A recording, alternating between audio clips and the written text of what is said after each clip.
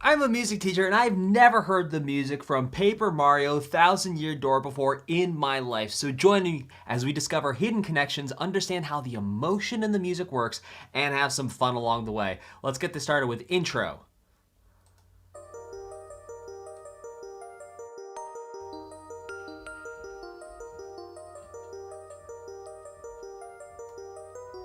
Whoa.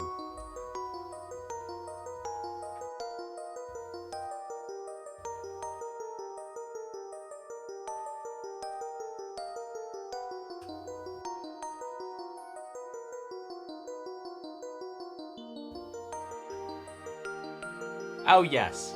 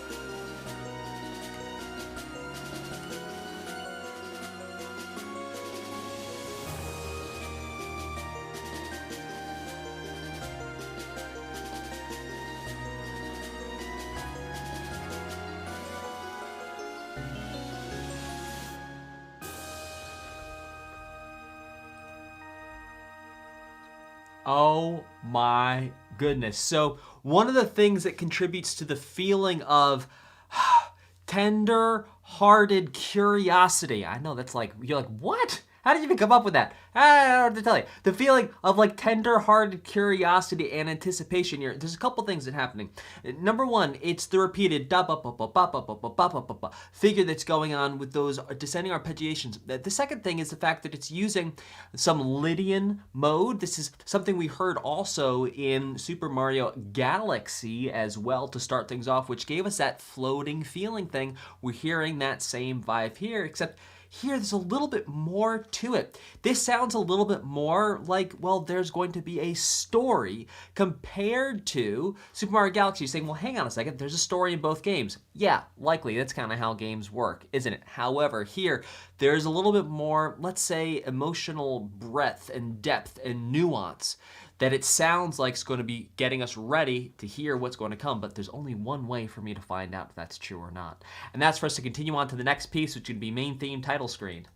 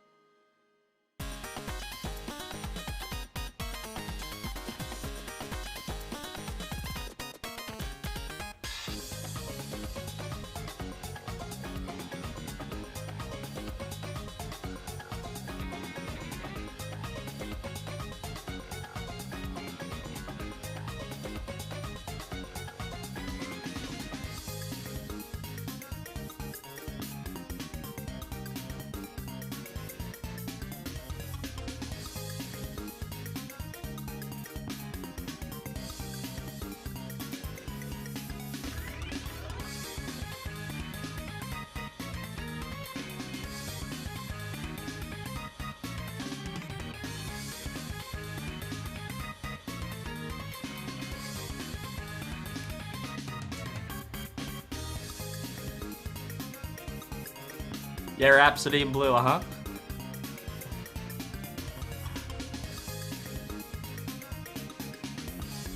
Turn it up.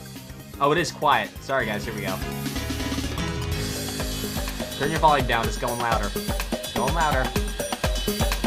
Thanks for that.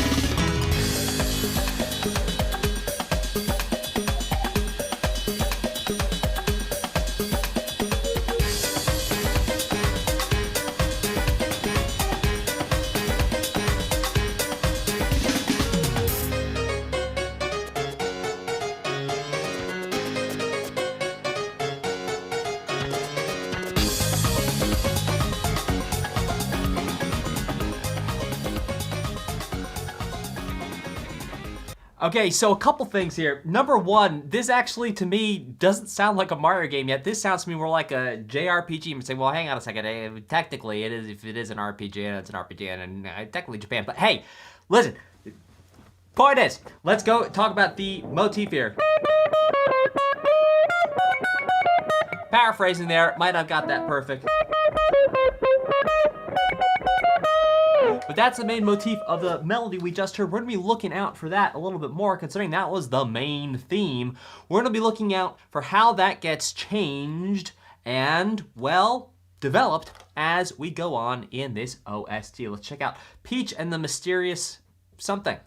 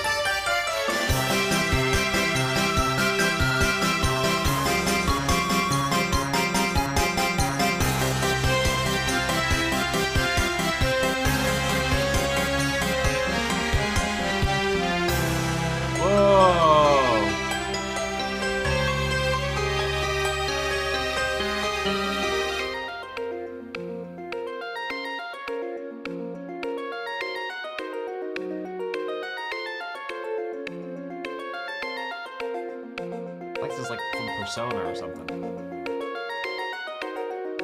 This is wild.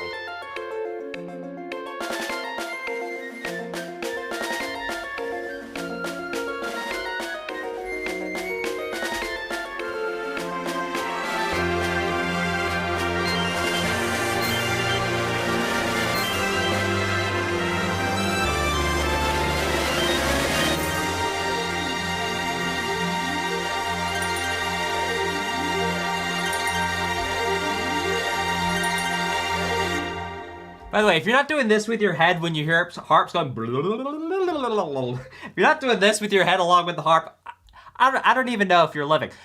I'm not going to tell you how to live your life. But hey, let's talk about one thing here, which is the change of speed in the middle of this piece of music, which creates, I mean, a radically different emotion than the other pieces we've heard up to this point.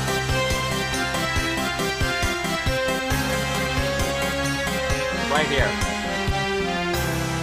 Well, you can hear it slows down. Type a 2 in the chat if you can hear it slow down. Now, in music, really, there's two different options we have for when music slows down. It can either slow down immediately or it can take some time. So if we think about the speed of the music here, so like down here is slow and up here is fast. There's really two options. And the two options is either we're here at our first speed and then we immediately change to our second speed and we decrease the speed, or the second option, which is what we just heard here, is we start off at the first speed and then there's a gradual shift down to the second speed. And I call this right here a ramp, a tempo ramp. Tempo ramp, because it creates what looks like a ramp if you visualize the change in the speed. Yes, you could call it a decelerando. Yeah, you can call it that. You could also call it a retardando or a rallentando that then leads, in fact, to a tempo change. I prefer the tempo ramp because that takes us out of the world of classical terms and brings us into the world of modern terminology that's used for creating music in digital audio workstations, not on paper with like squid ink and quills. So, tempo ramp, great term to use for modern music creation, and that way that whole rallentando, retardando, you can kind of be like, yeah, okay, whatever. We're gonna slow down and we're gonna do it with a ramp. Let's go to the next one.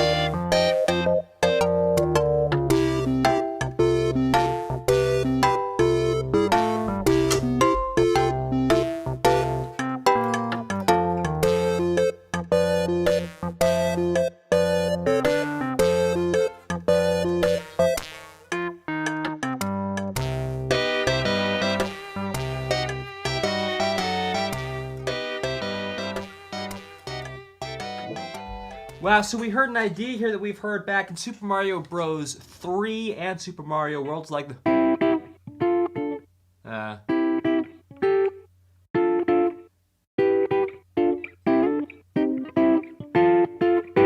paraphrasing here.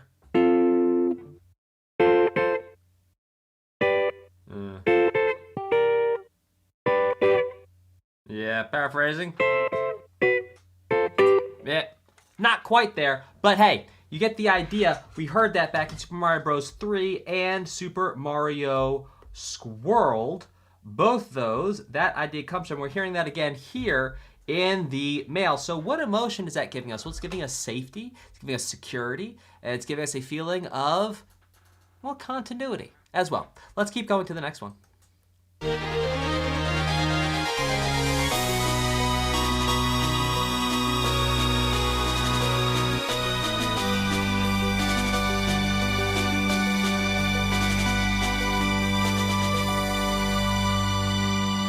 Oh my, I want to listen to that again.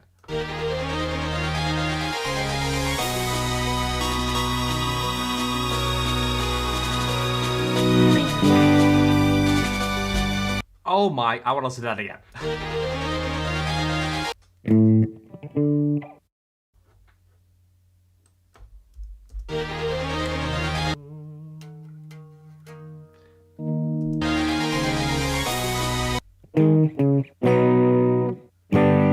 Oh my gosh, those chords are so cool. All right, let's break those down real quick. All right, so type the emotion you're feeling based off this piece of music in the chat. What emotion does this piece give you? And let's talk about the actual chord structures here that create that emotion.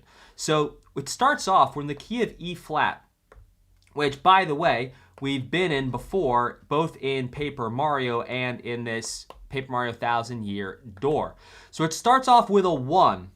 And then we hear a flat 7, just in the bass, to a flat 6. Now it does hit on that flat 6, which now is going to be a B, aka a C flat.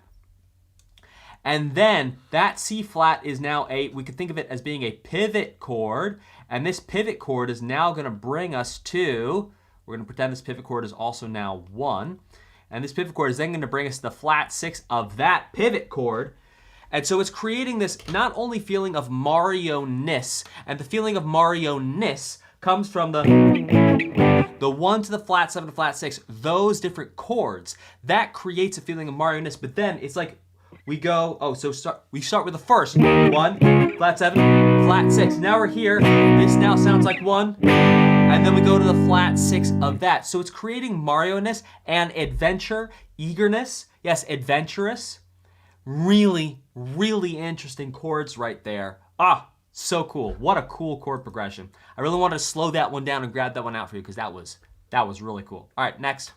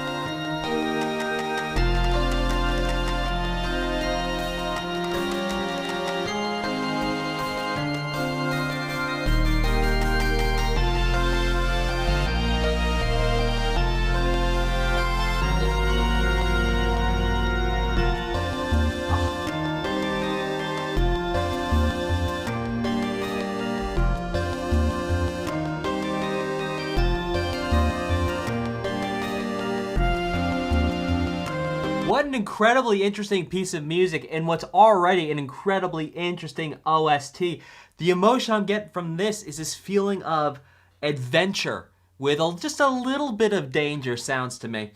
But let's talk real quick about the 5 layers of melodic emotion, because I was going to talk about this more in the context of the emotion I'm feeling in the whole piece of, well, excuse me, in the entire OST. And if we consider one piece in the entire OST that's very different than the piece of music inside of itself. So let's understand the 5 potential layers of melodic emotion. The first layer is going to be the motif. Now, a motif is going to be the smallest recognizable musical idea that you can identify and point to and realize that, okay, oh, that sounds different than something else. If you can recognize it as an individual idea, that's going to be a motif. Now, motifs join together to create sub-phrases. And those sub-phrases, those also tell an emotional story. So to be clear, from motif to motif, there's an emotional story being told. And then from the groups of motifs together, from subphrase to subphrase, there's also an emotional story being told. And then the subphrases group together to create phrases, and sometimes motifs skip subphrases and go straight to phrases. And phrases themselves, from phrase to phrase, there is an emotional story that's being told, especially in the melody.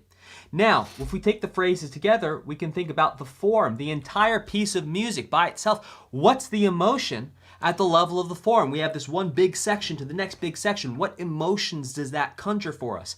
And then finally, level 5, that's going to be at the work level. So the work level will be the entire OST, the entire game. What emotion is happening at the game level? And to talk about this piece of music, I want to talk about this piece of music at the work level. Say, okay, this is actually creating a feeling at the work level of, we're started off on a journey, but we're nowhere near the end of the journey, and we're nowhere near the sort of climax of energy. Why? Because we can hear the drums are going delicately, the melody's going delicately, it's relatively slow, and so this creates a feeling of, at least for me, anticipating, having listened to a lot of OSTs at this point, there's more to come, and it's only going to get more intense from here. Let's check out chapter introduction.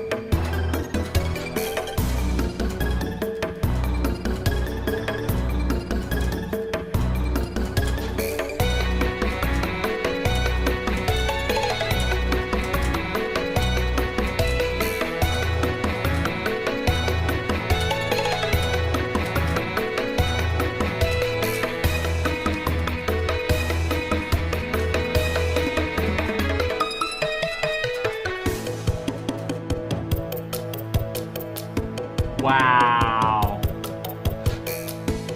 I mean, really wow.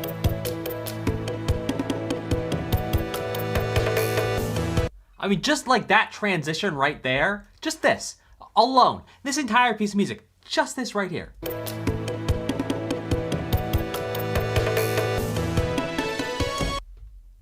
Wild. This, by the way, we have never heard anything like this in any Mario game up until now. This is totally unique, totally different, and this is creating a feeling of danger, uncertainty, there's a threat. There's moments where it feels like you're kind of safe, and then poof, it's like the rug gets pulled out from under you. Let's keep it going with Ecks-Naughts.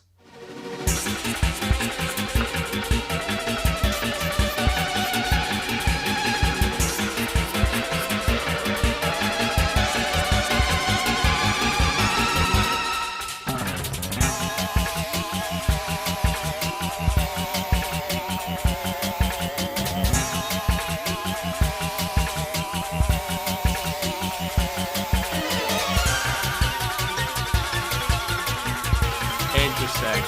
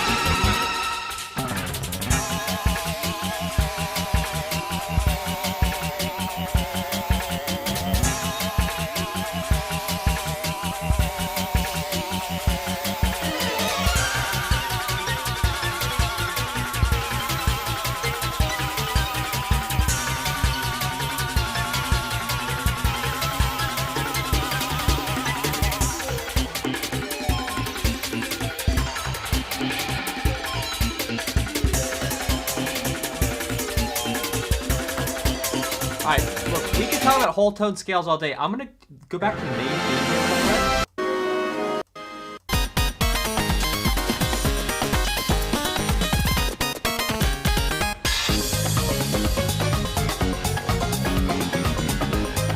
Okay, here's my theory for you. You ready for this? My theory for you is that Ecks-Naughts is actually taking a nod from the main theme. So if we think about the harmony of the main theme, we have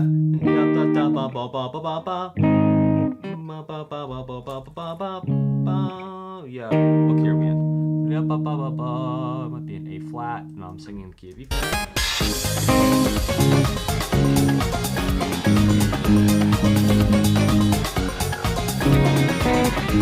No, it is. It's 1 to 4. Okay, so our main theme, we're in the key of A flat. All right, and the harmony, basically, I'm simplifying here a little bit, but it's 1 to 4. Now, there's more to it than just the 1 to 4, but just remember this 1 to 4 relationship. Okay, 1 to 4.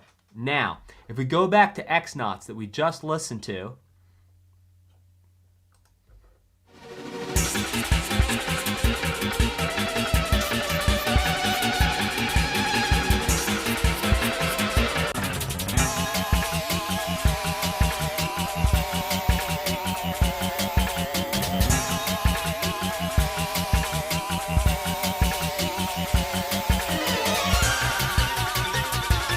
that's like going to the 4 right there.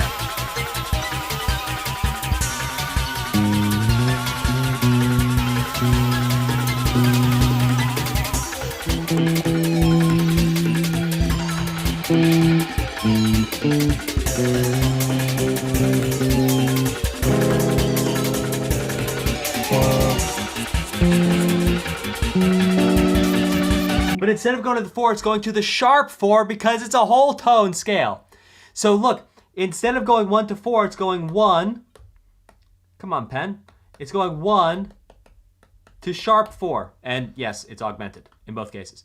But look at that. It still has the 1 to 4 relationship. So we can see Ecks-Naughts, the harmony, is directly tying back and directly referencing the main theme. Even though it doesn't sound like the main theme, it is still connected at the level of the harmony. Let's keep it going.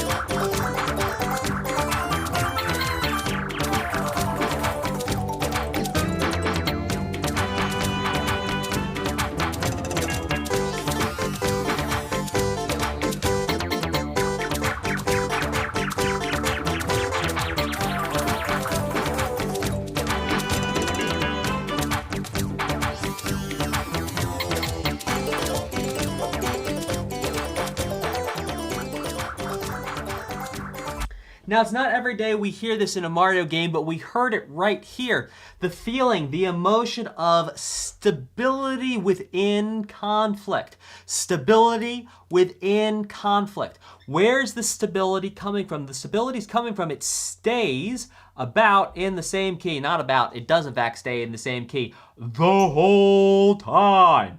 And how do we know that? If we go, we listen to the bass line, here's what you're gonna hear. You're gonna hear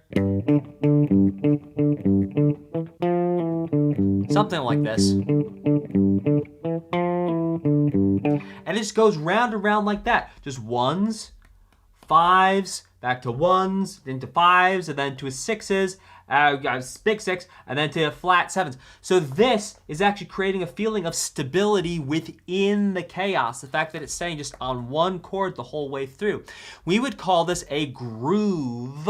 Groove, G-R-O-O-V-E, G-R-O-O-V-E, groove-based piece of music. Why? Because it's not focusing on changing around where the piece is going from a melodic and a chord, harmonic perspective. It's more focused on a groove staying on one chord. So we're gonna call this a groove-based piece of music. And that grooveness of staying on one chord fundamentally the whole time, that's what gives the feeling, the emotion of stability.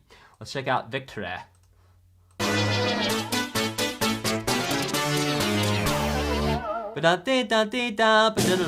right, shush. That right there is a literal play. It used to be bow. It would have at the end of it. You might recognize that from the OG Super Mario Bros. And you might also recognize that from Super Mario World. And then obviously also other games in the series. But that's where the early versions of this theme, we first heard them. All right, let's check out Level Up.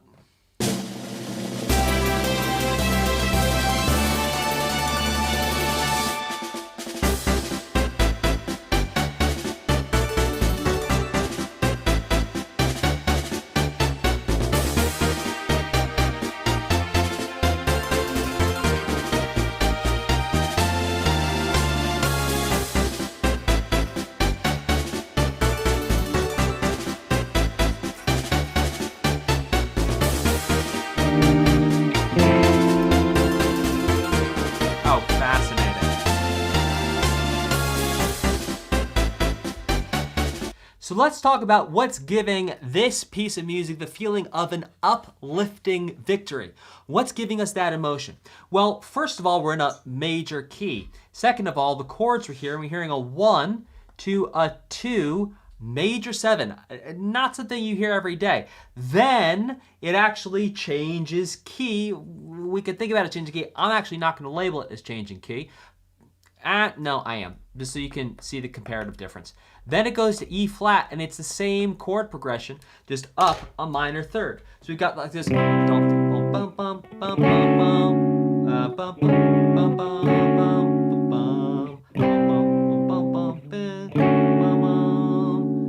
I'm mistaken. I'm singing it awfully and terribly here. Don't listen to my singing, just listen to my play. Don't do what I'm saying. Listen to what I'm playing. Turn that into a t-shirt? Who knows? Okay. Here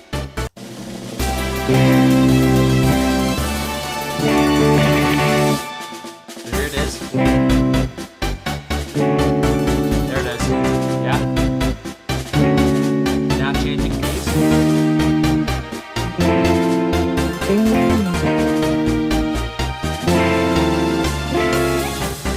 And back we go. Let's keep it rocking. Type an M for Mario in the chat if you're having a fun time today. Let's keep it going. AKA if you're enjoying the stream.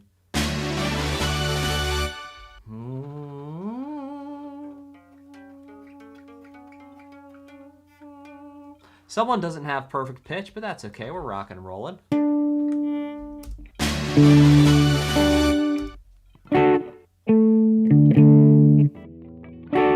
So that entire new party member, that feeling of victory and security and safety and like goodness, part of that is coming from the fact that it is a major chord. The major chord is translating that emotion. All right, so what is a major chord? Well, to understand what a major chord is, first let's understand the potential notes we can use in music. So here's a note, here's a note, here's a note, here's a note, here's a note. Now if we play a bunch of notes together, we're gonna get a chord. And we're saying, okay, well, which notes do we take to get a major chord? That feeling of positivity and liftingness.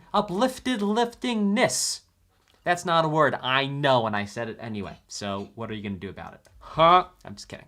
I don't want to fight. I'm just playing. All right, so here we got an A, we got an A sharp or a B flat, we got a B, we got a C, we got a C sharp or a D flat, we got a D, we got a D sharp or an E flat, we got an E, we got an F, we got an F sharp or a G flat, we got a G, we got a G sharp or an A flat, and then it goes back to A. So these are all the potential notes of music. Now, to create a major chord, we're gonna get a certain sequence of these. So for example, if we start on C, then what we're gonna do is we're gonna skip 1, skip 2, skip 3, we're gonna go to the 4th one, then we're gonna skip 1, skip 2, and then we're gonna go to the 3rd one. So if we play a C, E, and a G together at the same time, that's gonna get us a major chord. Now you can start anywhere on this circle and follow the same pattern. You could start, let's say, in A. All right, we skip 1, skip 2, skip 3, we go to the 4th one. That's gonna be C sharp. We skip 1, skip 2, skip 3, we get an E, an A, C sharp, and an E.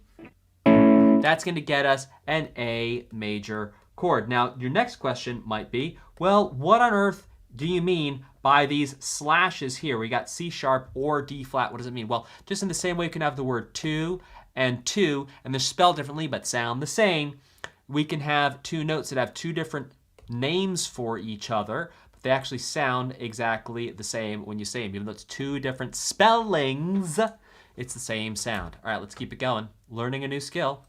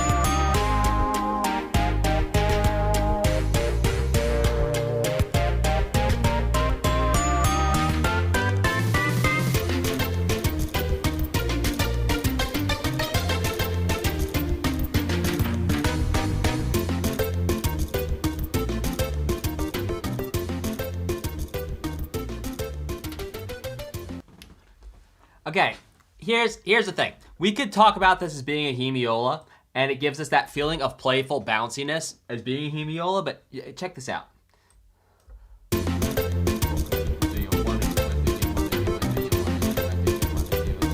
We could say it's 1, 2, 3, 4, 5, 6, 1, and 2, and 3, and 1, 2, 3, 4, 5, 6, 1, and 2, and 3, which we counted that way would technically be the name for that emotion, hemiola. We don't need to count it that way, though. We could count this whole thing as 3, 4, and yes, technically in the B section, it does go to a pure 3, 4. But anyway, you slice it anyway he does it, you could count that as like just some syncopation in the first part. However, based on the fact that in Paper Mario, the first one we listened to, we heard this same emotion brought out again by a hemiola, we would go ahead and say that'd be there a 6, 8. Come on now. A 6. There we go. 6, 8 to a 3, 4, which would be a 1, T, da, 2, T, da, 2, 1, and 2, and 3, and that's how we count that. 1, T, da, 2, T, da, 1, and 2, and 3, and 1, T, da, 2, T, da, 1, and 2, and 3. Let's keep it going.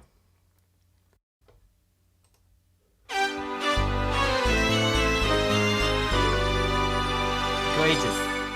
Beautiful. Let's keep going.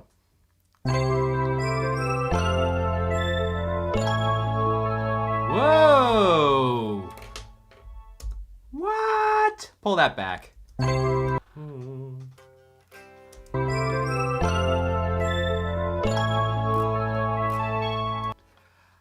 Oh my gosh.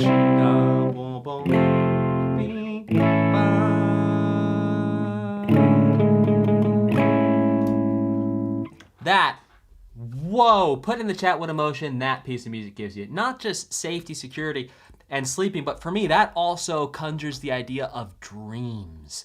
Why dreams? Well, I'll show you in a second here. So we start off with the key of C major, and the chords we're hearing is we hear a 1 to a 4. Now this right here, this is our safety and our security, but where it goes next is like, yeah, it goes to a 6. And not just any 6, it's like a 6 major 7. Wow. And it's this right here. This is the dreams. So it's actually telling us the story of the music. It's like, this is the safety that allows us to go to sleep. And then this chord right here, that's the dreams. Let's keep it going.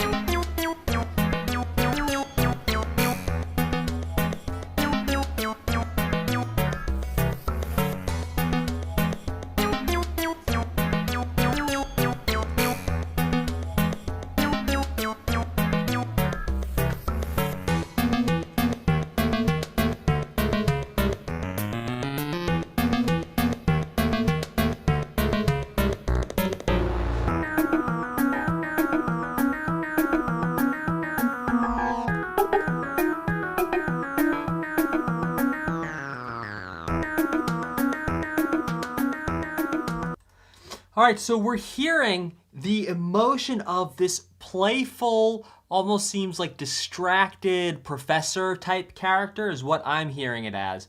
I got like distracted, maybe there's a little chaos going on. But where's the playful emotion coming from? Well, the playful emotion is coming from the Lydian sound. Now, what is the Lydian sound? Because I talked about it at the very start of this OST, referencing also the Super Mario Galaxy. So what Lydian is, it's when we do the following pattern. We'll start on C. Oops, here we go. For example, we can start here. We're going to skip one. We're going to skip one again. We're going to skip one again. Then we're going to go to the neighbor. Skip one again. Skip one again. And then we're back to the neighbor. This gets us the pattern of Lydian. Now, Lydian, we can think about whenever we skip something, it's going to be called a whole step, and whenever something is next to each other, it's called a half step. So if we were to break that pattern down for Lydian, it's going to be whole, whole, whole, whole, half.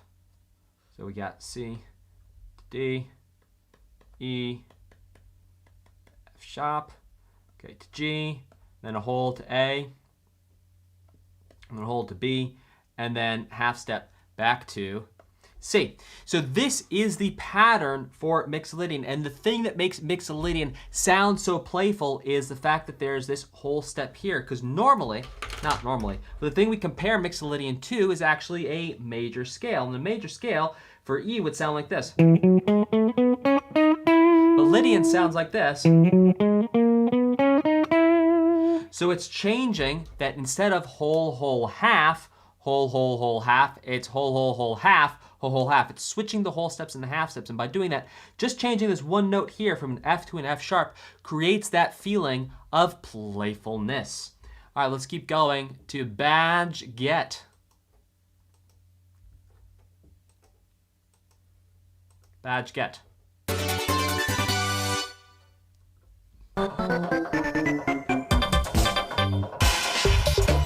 Oh, it's almost Mario Kart.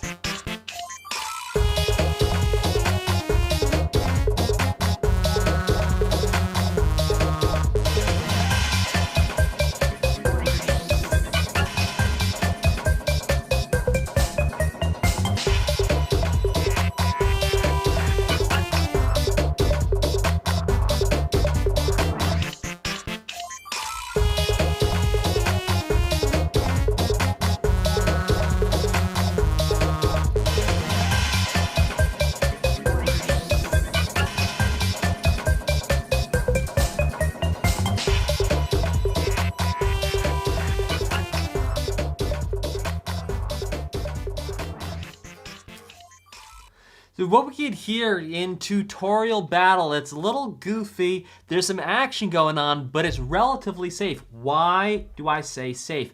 Because there are, again, those major chords hanging out, giving us that feeling of overall safety. We hear it from the start here. Major chord. With a dominant. The point is major third.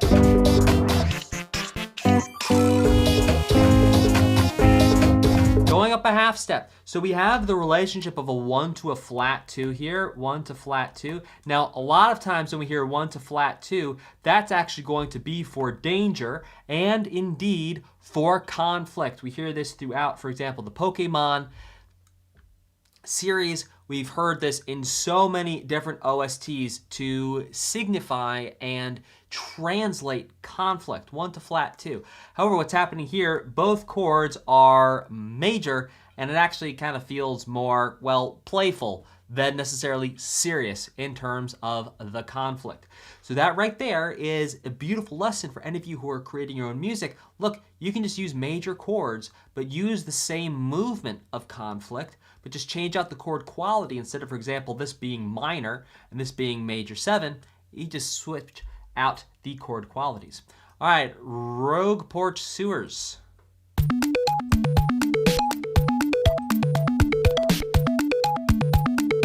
Like pop music from the 2000s.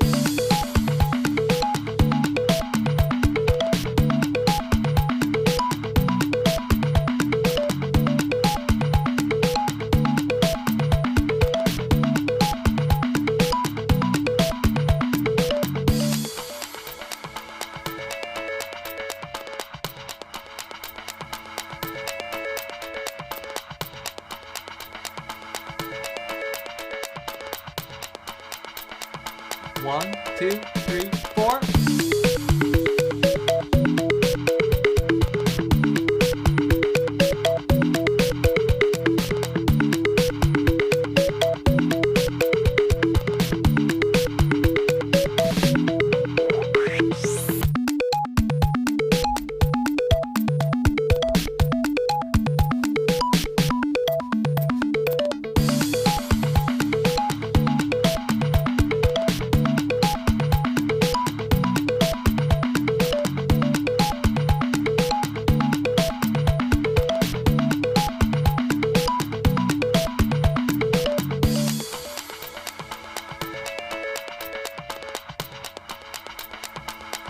Let's loop it now. What an interesting piece of music. It sounds almost like the Postal Service, something like that, from like pop music from the 2000s, and totally not what I would expect from Mario. And for me, this creates this emotion of like just kind of chilling and hanging out, not necessarily beating a level. You let me know what emotion this makes for you in the chat. And if you're watching this on the demand, let me know in the comments what you are the thinking.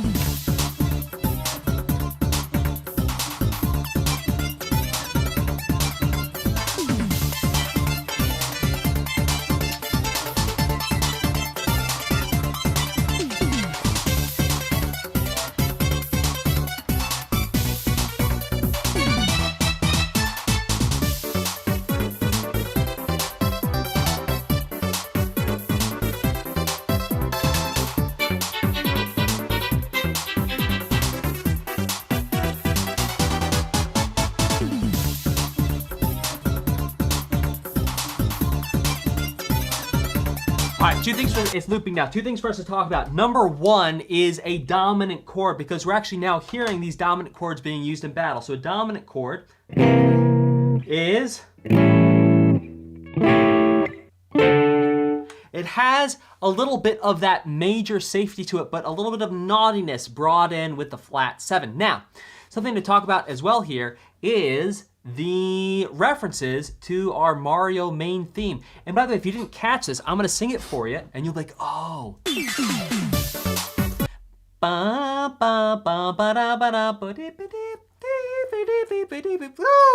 did not sing that well. There you go. Marginally better there. Type an M in the chat if that's the first time you just realized that Mario main theme is all over this battle theme. Again, if this is the first time, now I know some of you already spotted it, but this is your first time that everyone's like, oh my goodness, I hear it now. Put an M for Mario in the chat. If you just was like, oh, you just made that connection, it is all over the place here.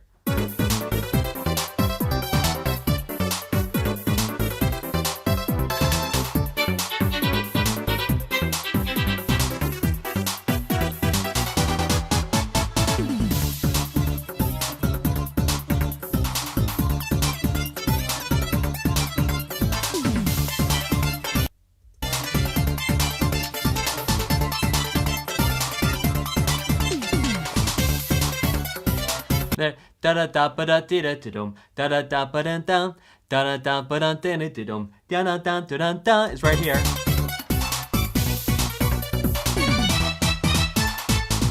There you go. All right, let's keep it going.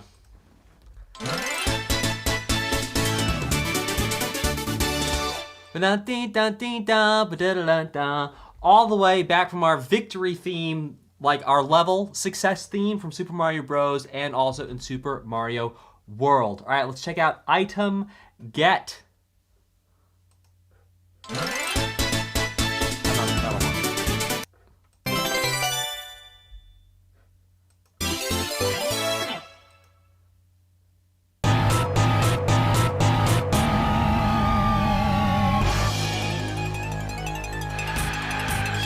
What?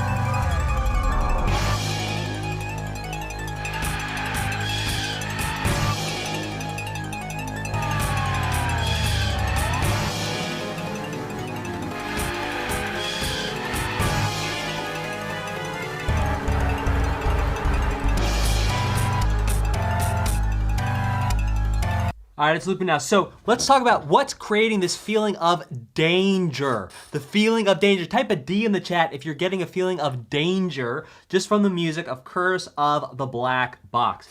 Now, this feeling of danger is going to come from a very particular relationship between notes. And that's going to be the diminished sound. The diminished sound, especially when we make diminished chords, is going to follow this pattern. We'll start on a note. We're going to skip 1, 2. We're going to go to the third, skip 1, 2, go to the third, skip 1, 2, go to the third, skip 1, 2, and then we're back to the third. So you can see we have this pattern. It's a symmetrical pattern of we're skipping 1, 2, and then always going back to the third. That's the pattern here for diminished. Now, if I play diminished by itself, you're going to go, oh yeah, that sure is the sound. Oh my. Oh dear. Oh dear. It's this sound.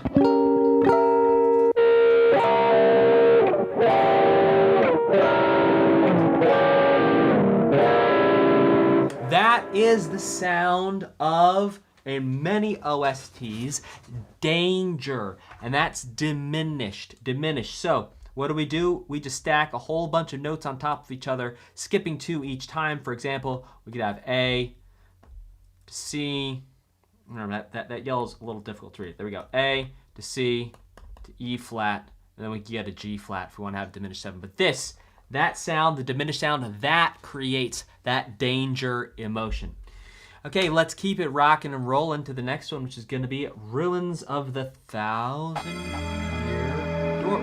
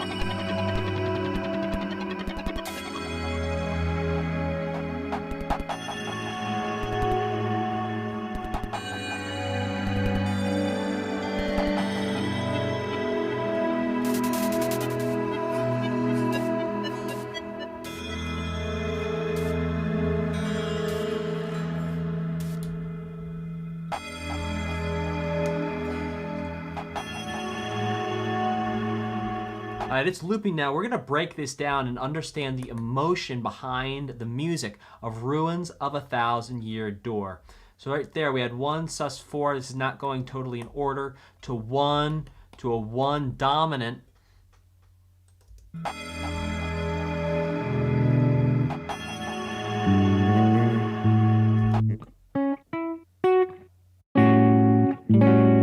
To a 4. 7, 13.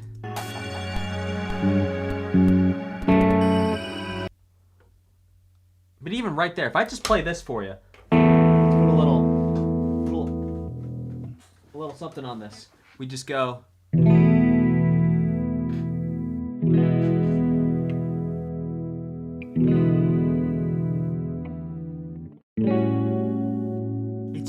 Kind of dreamy. So what's the dreaminess coming from? Well, number one, it's the speed. The speed at which it's going is dreamy. If we played this very fast, it would not be dreamy. In fact, I'll show you. Here we go. Here's it fast.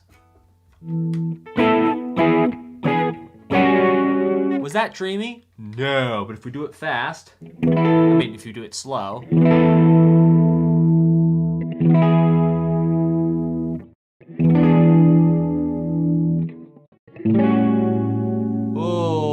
Now it's starting to sound a little bit dreamy, but that's because it's going slow. So it's the actual speed. It's not just about the melody. It's not just about the chords. It's also about the speed that the music goes at that's actually going to create different emotions for you. All right, let's go to the next one.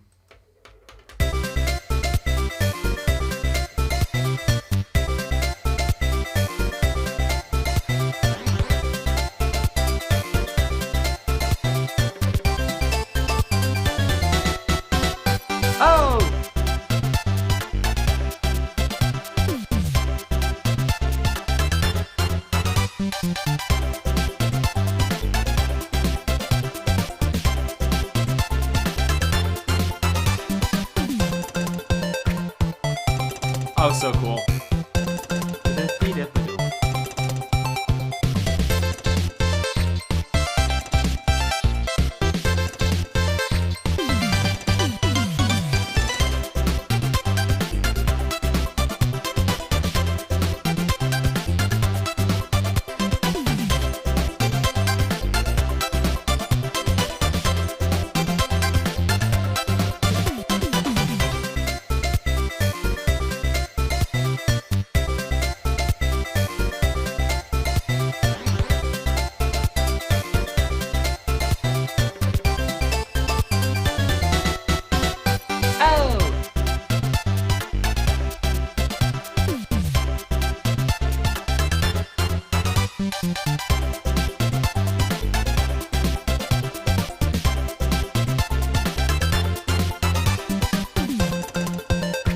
Oh my gosh, this is so cool.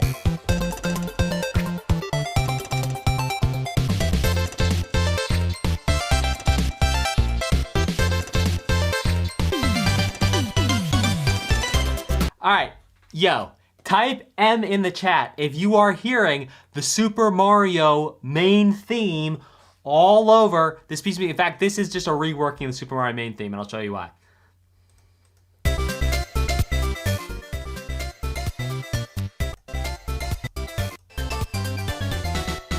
Here it is.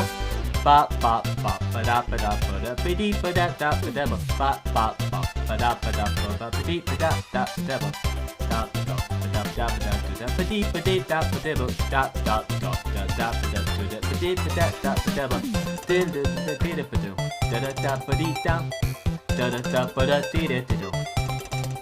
Yeah. Da da da da da dee da do. Da da da da dum dum. Da da dum da dum da dum. Type M in the chat if you're hearing that. Now, if that's your first time you ever put 2 and 2 together on that, type 2 in the chat because you just put 2 and 2 together. Or maybe you should put 4 because you just put 2 and 2 together. And when you put 2 and 2 together, you definitely get 4 and not 3.5. 5 is right out. Star piece.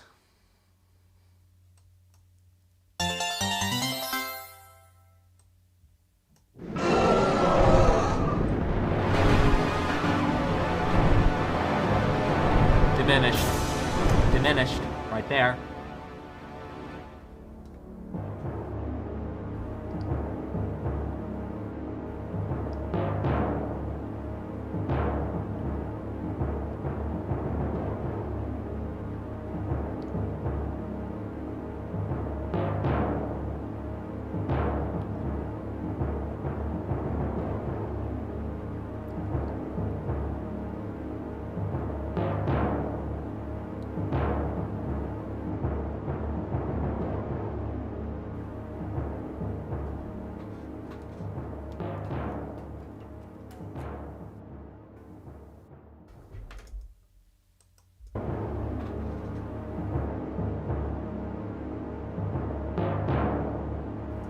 So let's talk about diminished. So we already know diminished is going to create that feeling of threateningness. Now, if we look at the essence of what the threateningness part inside diminishes, we're going to understand why just the drums alone in this piece of music create a feeling of threateningness. Dan, threateningness is not a word. I don't know what to tell you. Dennis. Okay, so we have what is called a tritone, and inside of every diminished chord there exists a tritone, and this is the essence of that conflict energy. So for example, in an A diminished chord, we're gonna have an A and an E flat. Between the A and the E flat, that is the tritone. Now, why is it called a tritone?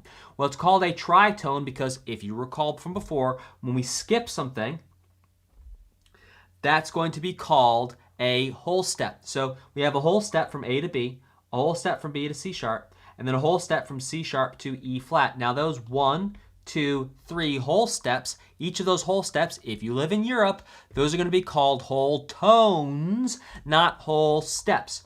And so the tritone, much like the triforce, so let's think about this in Zelda terms, right? We have the triforce, and there's how many? There's 3 forces. Okay, we got 3. Here we have 3 steps. Because we have 3 steps separated, that's called the tritone. And the tritone is the essence of that conflict energy. And that sounds like this. And if we put a little zhuzh on it,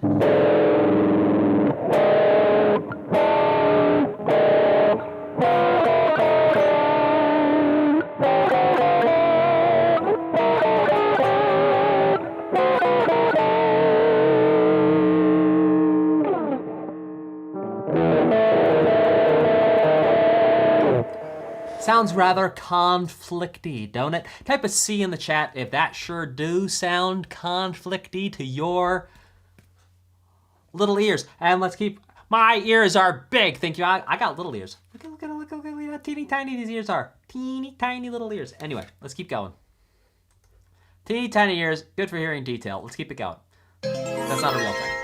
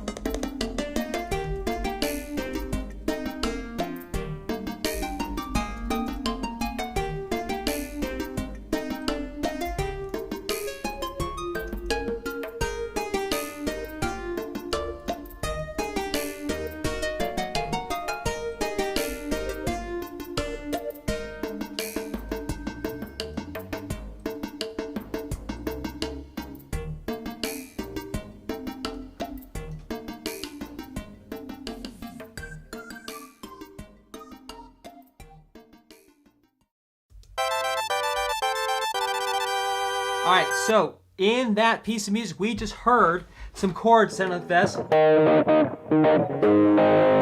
heard a 1 to 4. Now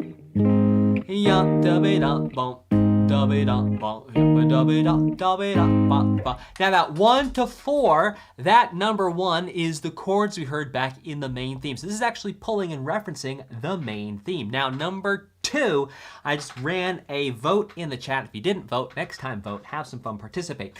I said the feeling of safety cute comes from chords that are major, minor, or the chords that are pineapples. Now, it looks like 36% of you that voted have what I would like to call a fantastic sense of humor, and you voted for pineapples. 46% of you voted correctly. Yes, it's those major chords that's giving us, at least contributing to, the feeling of safety, security, and in this case, the cuteness. I don't know what's here, but it sounds cute. All right, let's keep going.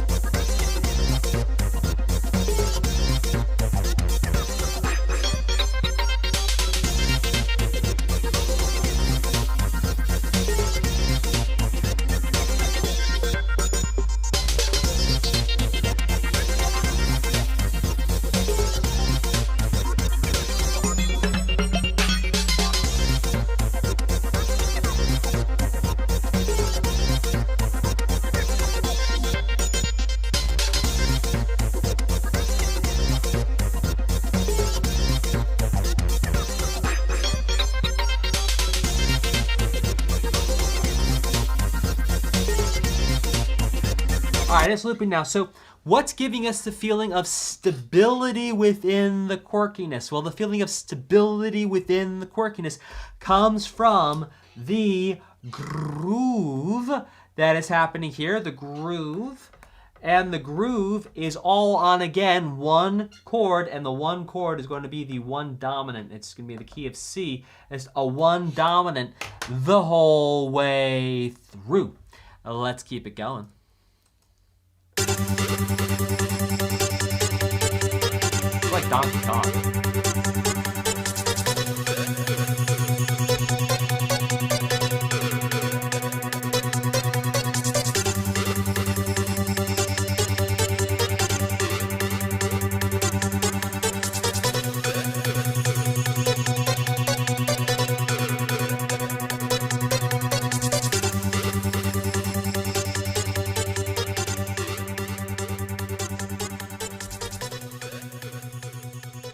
Now, for us to relate this back to the main theme might be a stretch, but roll with me. So in the main theme, we heard the chords of a 1 to a 4. Now here we're hearing 1 to flat 3. Flat 3 is a half step away from 4.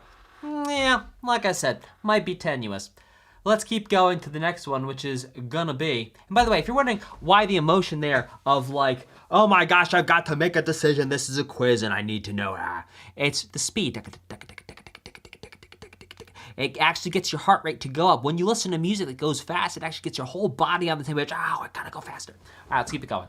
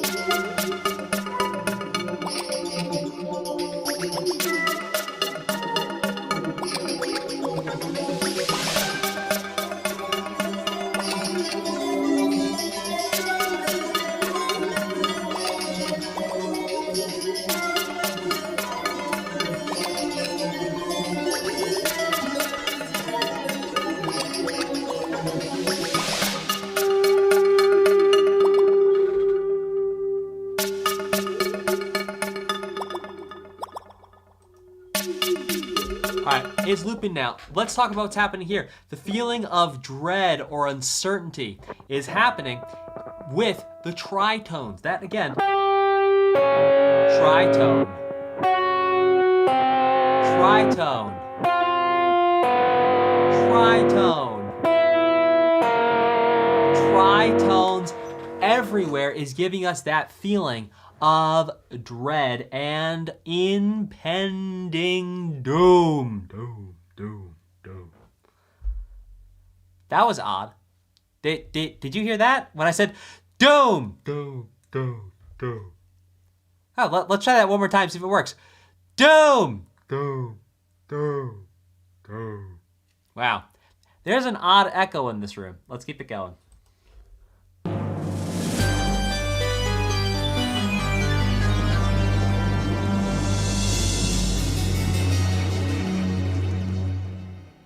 Yo, this is literally like na ba ba. The first 3 notes come from the Mario main theme. Hooktail's Castle, the first 3 notes come from the Mario main theme. Bum bum bum ba dum ba dum. But here it goes somewhere totally different. Type a 3 in the chat if that's the first time you ever made that connection between the Mario main theme and Hooktail's Castle.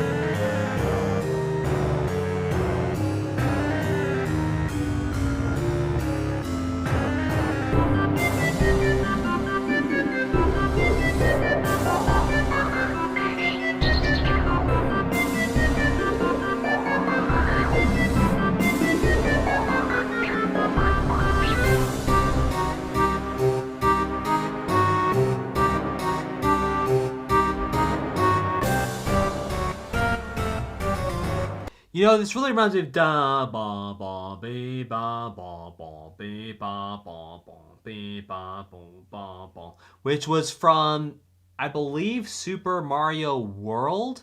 Either the haunted house or the castle theme. This seems pretty related to that. Also, just the feeling of threateningness in general with this piece of music. Let's keep going to Escaping the Falling Castle. Or rather, Escape the Falling Castle. Let's check it out.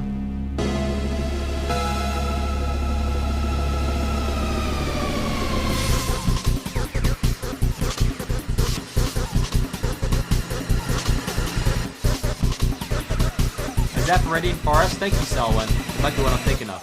That is what I'm thinking of.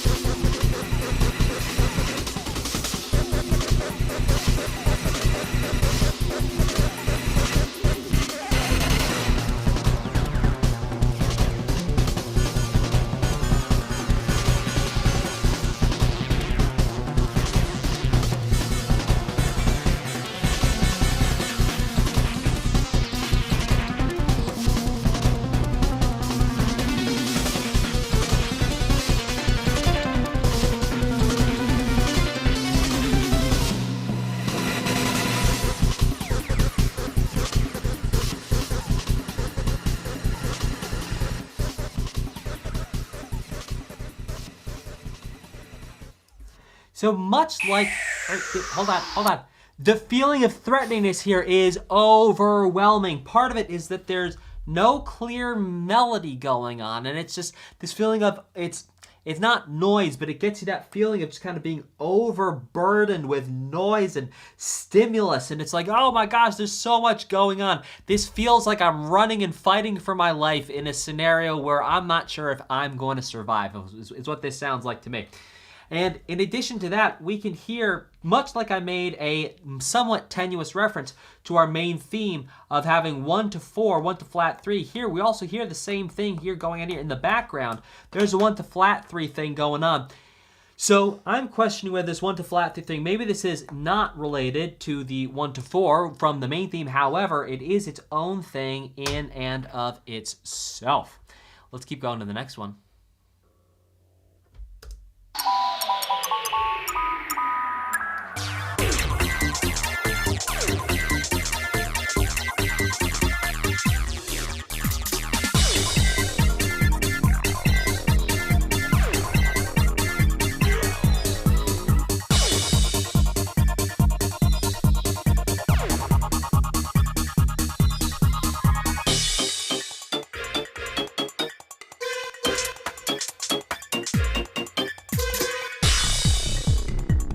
Person driving a car, Miss Mowz.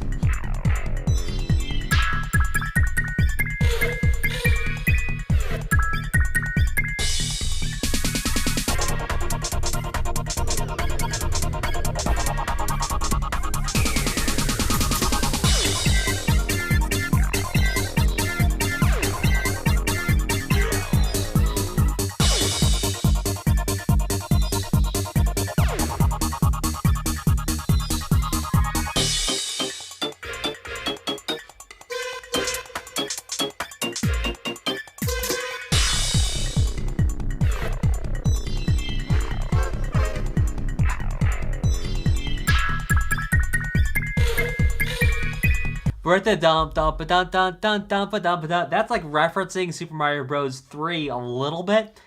This entire piece of music, I don't even know what to do with it. This is wild. I don't know what this character's about, but whatever this character's about, it's gotta be wild and a little wacky and a little zany and a little like, I don't know if you've ever like talked to someone about someone else and been like, yeah, so, you know, they're a character.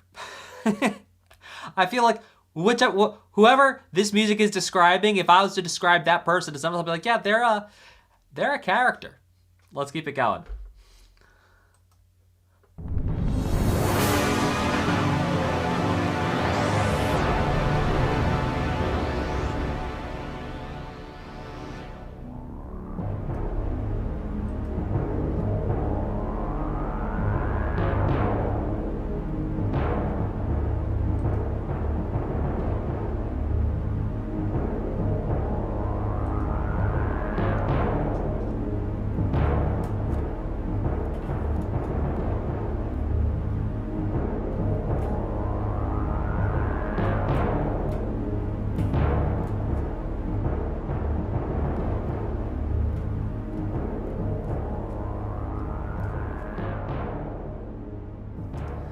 So Hooktail's theme is based around the threatening tritone. Type a T in the chat if Hooktail's theme feels threatening to you.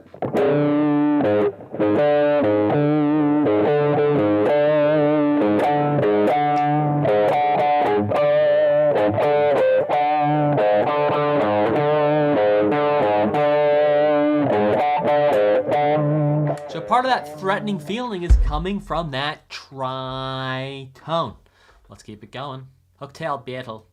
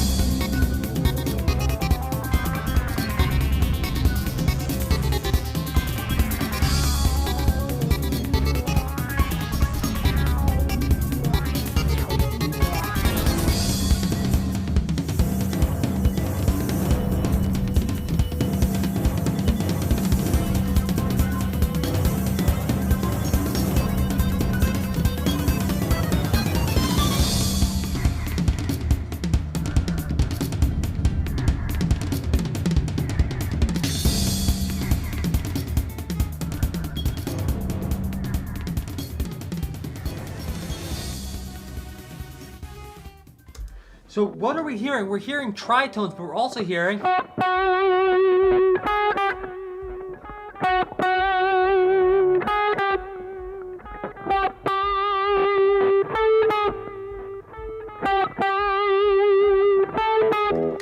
And that right there, those intervals as well, that's a major second to a minor second.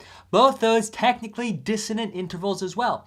So what are we hearing? We're hearing dissonant intervals being brought in and brought together to create a dissonant battle theme going on there. And type a D in the chat if that felt dissonant to you, like there was some type of threat or some type of thing you needed to conquer. There was some type of evil that you would not stand for. There. Let's keep going with Reunion Paper Mario. I'm gonna stop doing that voice now. Here we go.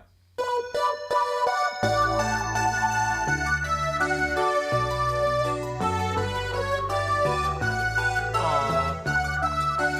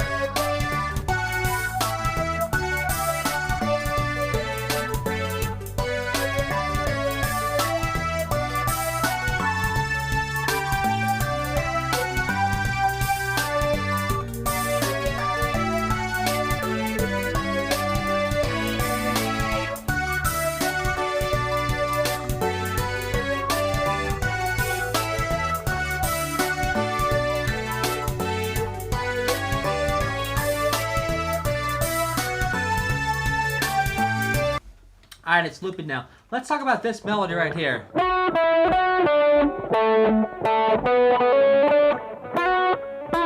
Paraphrasing slightly.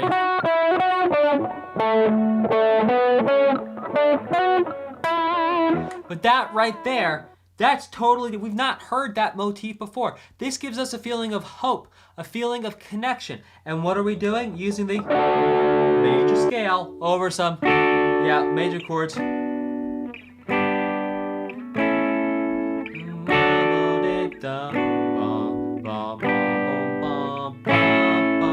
Or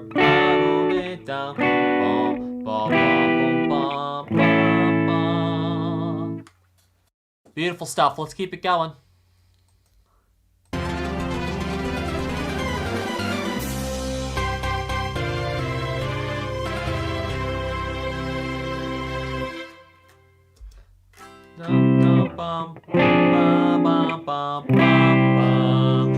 So that right there, there's a feeling of triumphantness, but it's not just triumphant. There's a majesty inside of the triumphant feeling there. Now the majesty, the regalness of the triumphant nature of this music, we're in the key of B major, is actually coming from a minor chord here. It's gonna be a 4 minor 6 brought back to 1. This 4 minor 6, you hear it all over Super Mario Galaxy. You can hear it here as well, creating this feeling, the nuance and the emotion. It's not just triumphant, it's triumphant.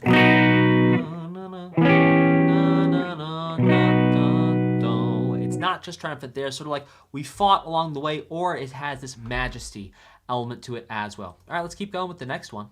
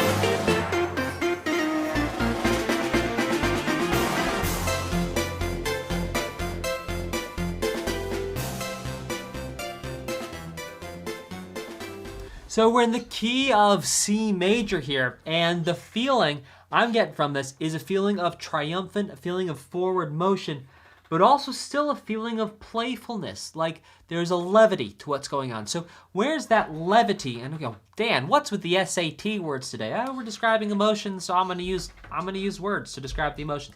The feeling of levity, meaning it feels light and fun and light, levity. We're having fun with the levity. We're in the key of C major. And we start with an F major chord. And this F major chord, the melody over it has that sharp 4 that creates the Lydian sound over the F. Then it does go to the 1, which is C. And then it goes to the 4 without the Lydian sound. It goes to the 4. And then it goes to the flat 6 here, the A flat. This is where the feeling of Mario-ness also comes in. It's that flat 6 within the major key. And that's also part of what's giving us that feeling of there's still some work left to be done, A reactor's job is a happy one. Happy one.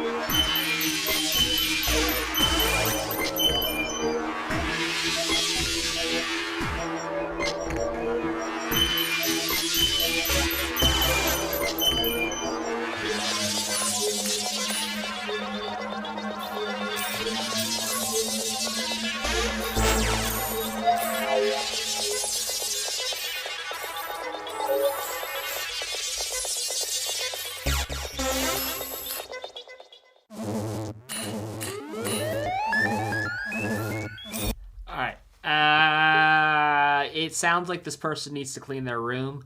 It sounds to me like this person is surrounded by technology, but like they're messy, or they are like not taking care of themselves. Like either their room is messy, they have poor hygiene, or both. Sounds to me like. You let me know if I've got that right. Now let's go to the next one.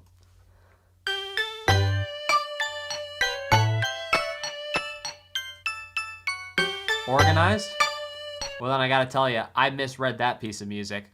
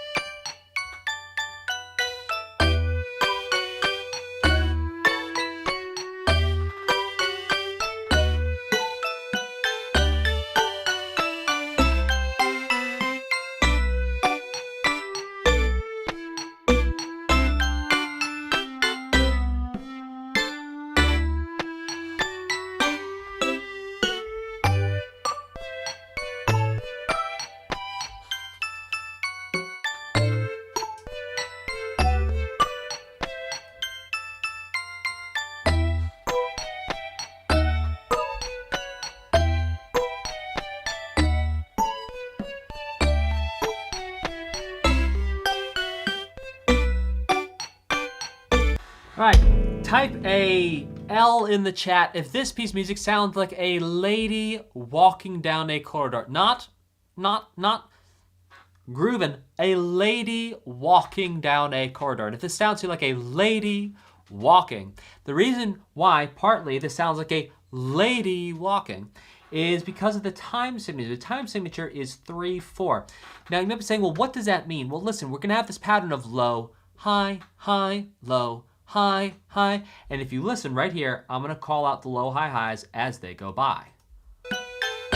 High, high, low, high, high, low, high, high, low, high, high, low, high, high, low. So that 3/4 is part of what's contributing to that. Also the speed, also the instruments, also the melody, all the chords. It's the whole thing. But I'm pointing out one thing at a time as we go through these pieces of music. All right, let's check out, oh, now we have Bowser. We had Peach, now we have Bowser. I wonder what's going to happen there. Let's see.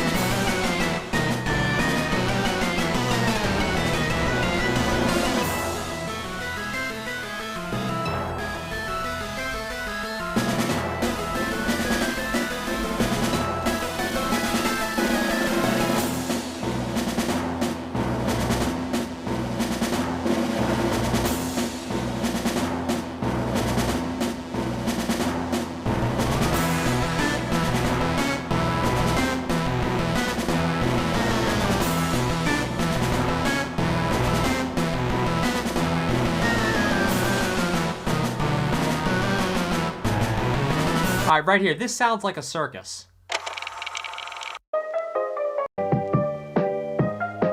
Let's see if we can find some circus music here. No.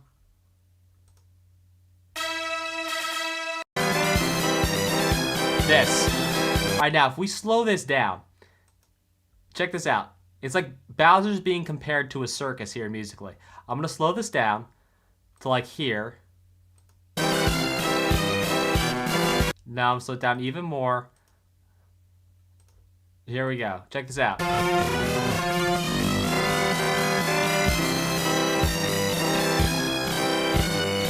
Now listen to Bowser. So let's speed this back up at normal speed, okay? So it's really making Bowser seem like a, indeed, who said bumbling buffoon? Yes, Den J96 he's a bumbling buffoon in this game. It sure does sound like it. He sounds, yeah, Clownser, very good. Shelby Shock, exactly. So type a C in the chat if you can hear that circus music influence showing up here in Bowser's theme, which is going to give us that feeling of, oh, he's really not a threat to be taken seriously.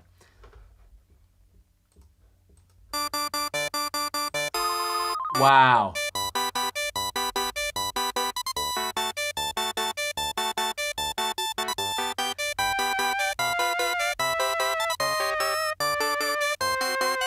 Super Mario World.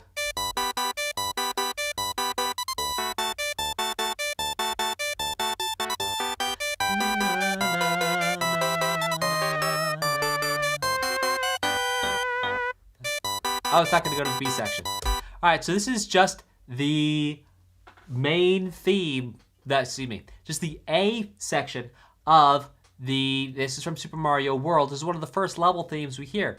So this is not giving you some nostalgia. It might be because you didn't listen to it before, or you didn't play Super Mario World before. But if you play Super Mario World and you hear this, you might get a feeling of nostalgia. Let's check out Power Up.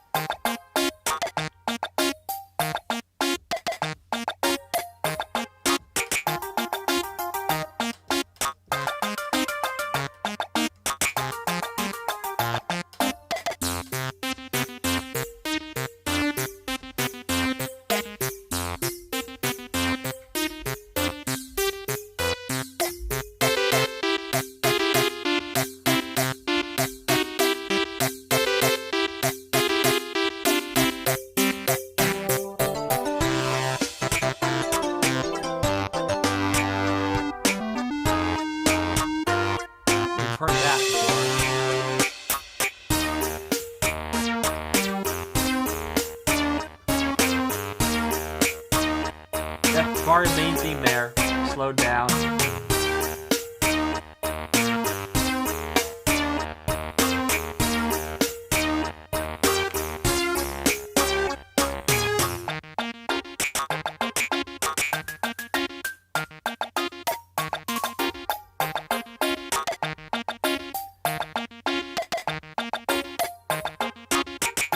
Really gets looping here. Double checking.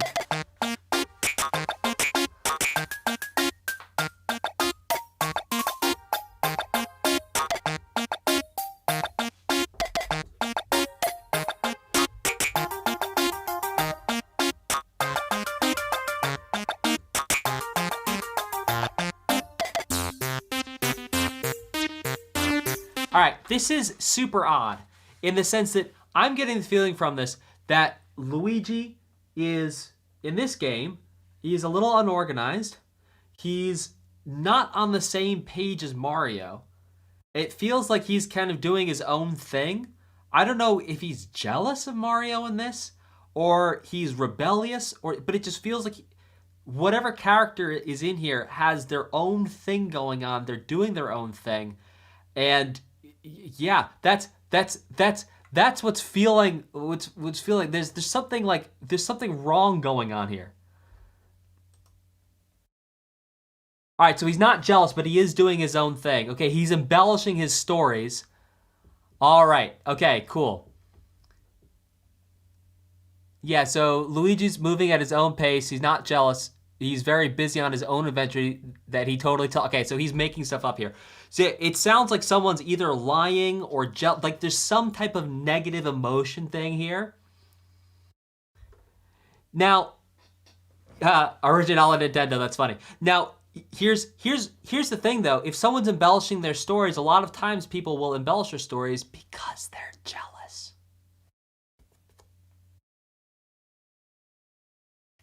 Big brain move.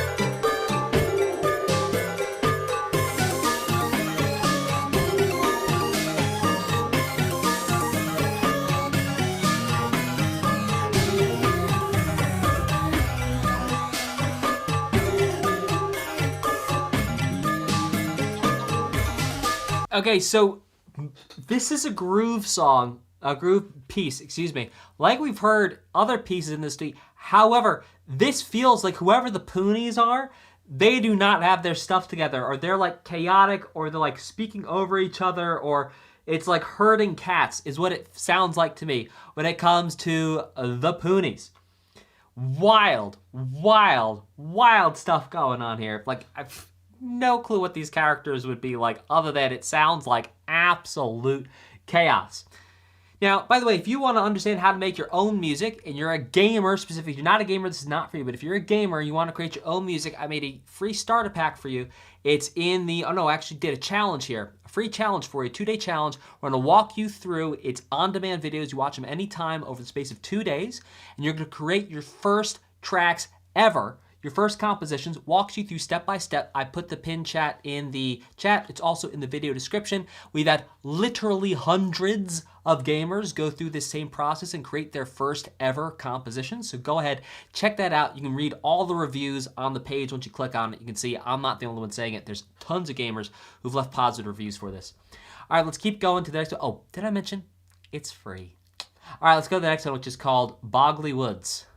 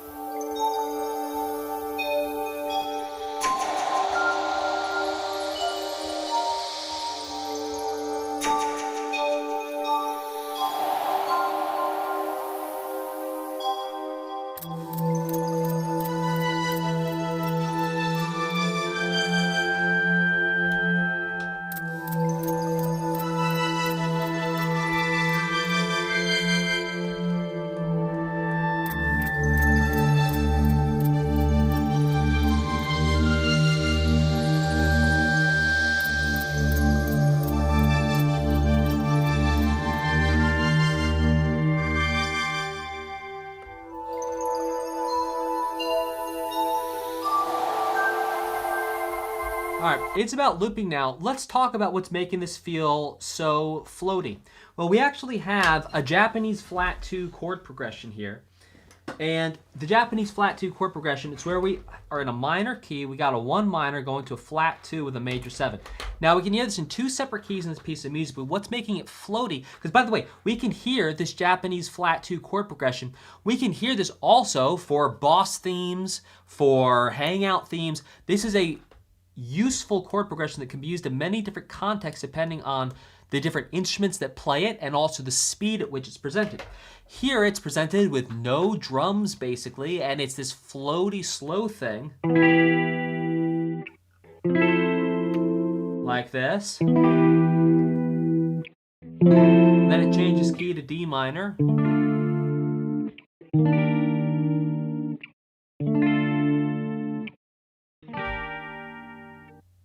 There you go. So it's that flat 2. I call it a Japanese flat 2 chord progression. Someone else might have a different name for it, but because I've heard this in so many Japanese OSTs, I just call it a Japanese flat 2. Let's keep it going to the next one.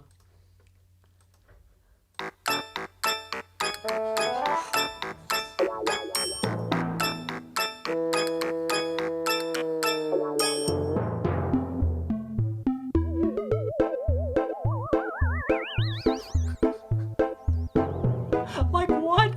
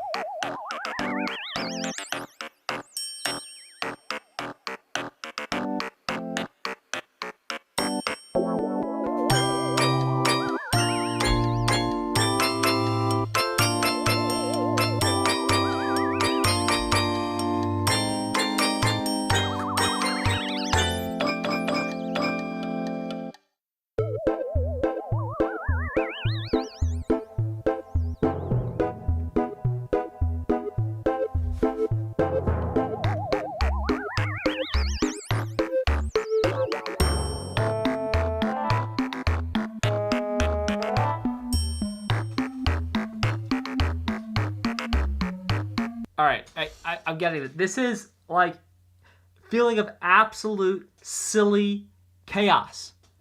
Not chaos that you got to organize like herding cats. It's just like, it sounds like people who are like interrupting each other or like falling over each other or they're just making mistakes. It sounds like, you know, you got 2 people cooking in a kitchen and they're just like sloshing into each other. Water's going everywhere. That's what this sounds like to me.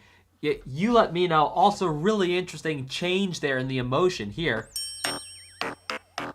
Here we 4, 2, 3, 4, 1, 2, 3. Now here 3, 2, 2, 3, 1, 2, 3, 1, 2, 3. So that change from the count of 4 to the count of 3 also creates a feeling of, in this case, this disconnect and like we don't know which way is up, and it's you're hot and you're cold, you're yes and you're no, you're in and you're out, you're up and you're down, you're wrong when it's white, it's black and it's white. Don't fight me right now, just something, you know? What I'm trying to say is that the Shadow Sirens remind me of Katy Perry. And if you don't know who Katy Perry is, you don't need to. Next.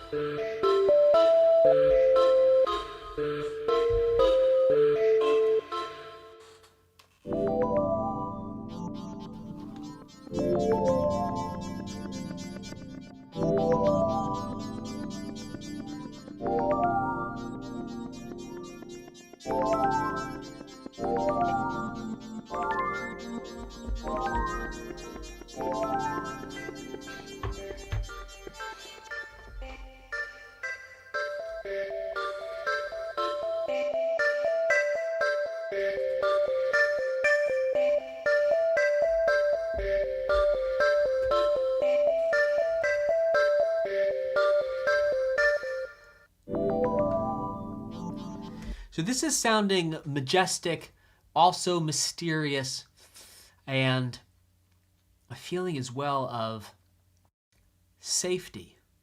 Ancient, majestic safety. Ancient, majestic, mysterious safety is what I'm calling on this one. You let me know in the chat if I've got that about right. And we're going to check out this next one, which is Missing Fanfare. Wait, we'll just go to the next one.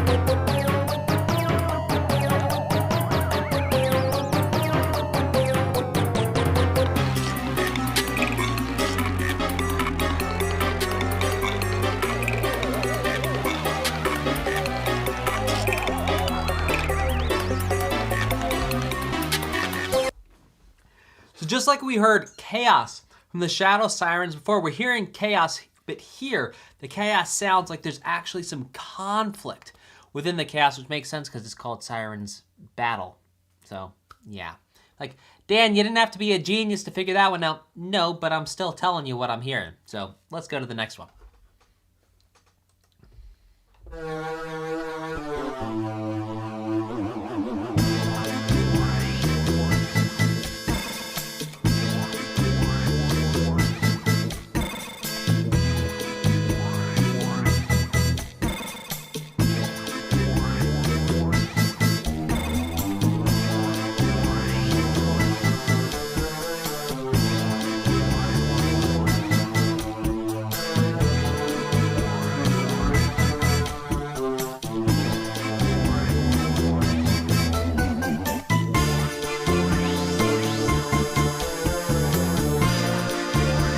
Wow.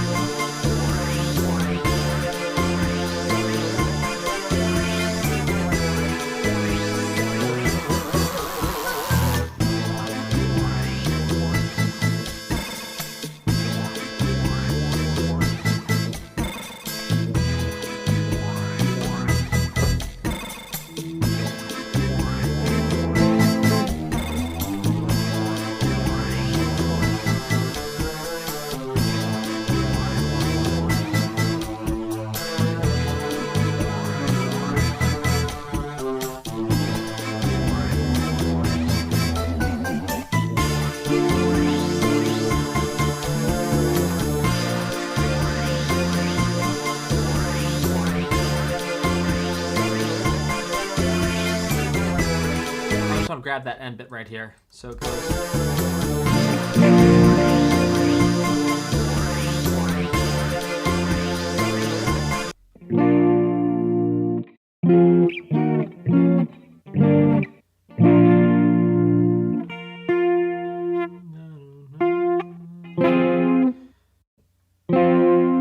Maybe.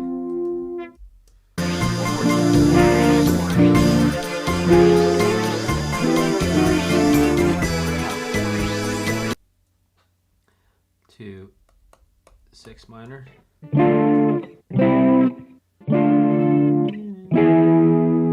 that's 4 minor. Oh my gosh, what a cool chord progression. 5. All right, so let's understand what's going on here in terms of the emotion and the feeling of there's this. So Madame Fleury. Madame Fleury sounds like she's a little old world, maybe some French, maybe some Italian influence going on here just based off the music. Other than that, she sounds maybe a little saucy, maybe she's a little sensual, but I might be reading that wrong. But let's talk about what gives that old world type feeling. That old world type feeling is the chord. So you have one.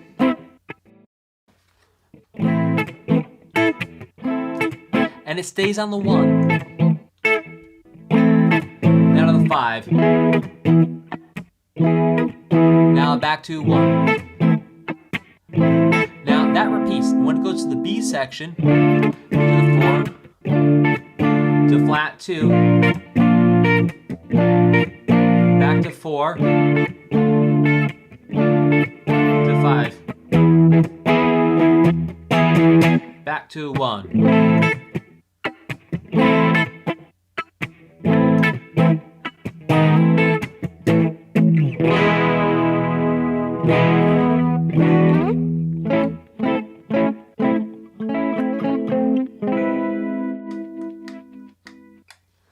All right, let's keep it going.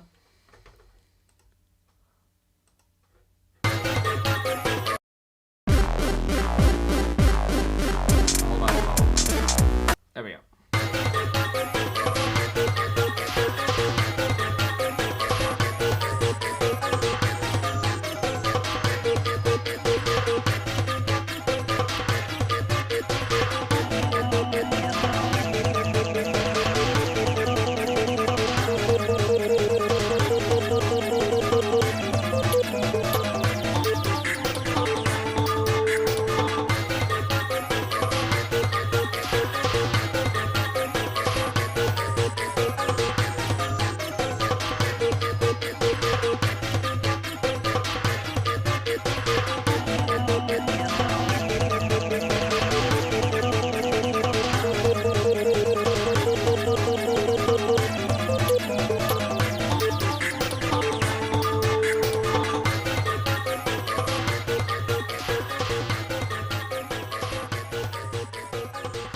Well, this sure sounds like a battle. I saw someone in the chat put insects. It sounds to me like mosquitoes, like jabbies, like.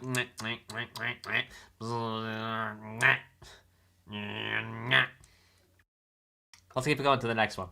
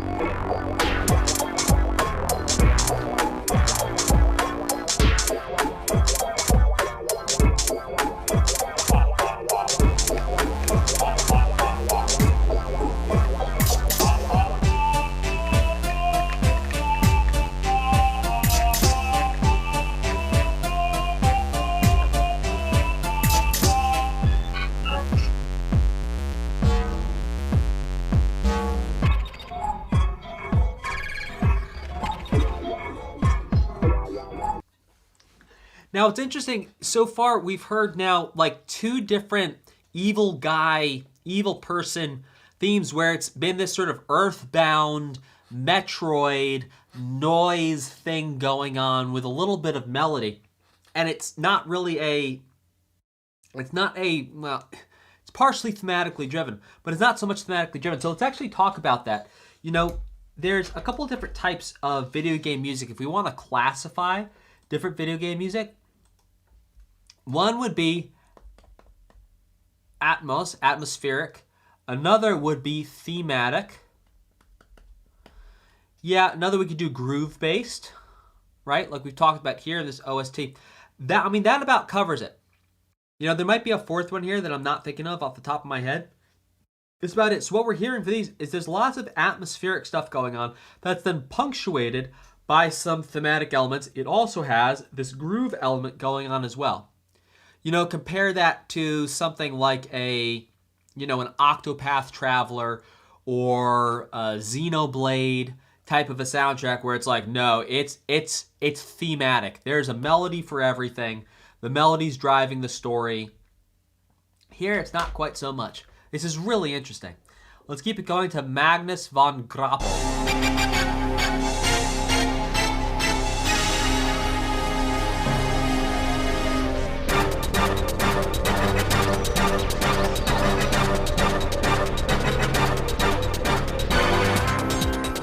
Heard that in another Mario game.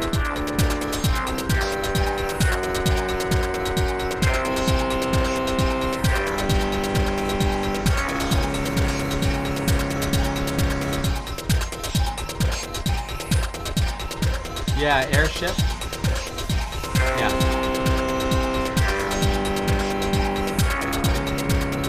This also does sound like Star Fox a bit.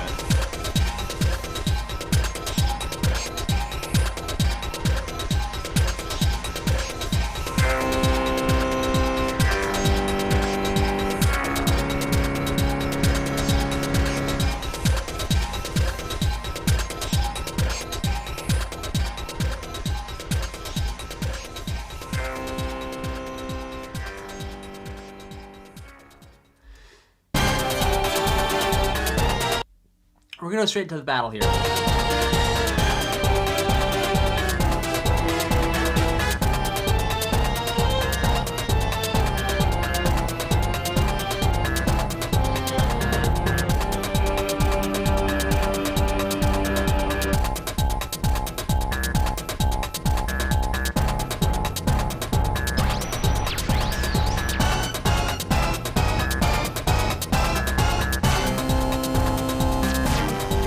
There's his theme.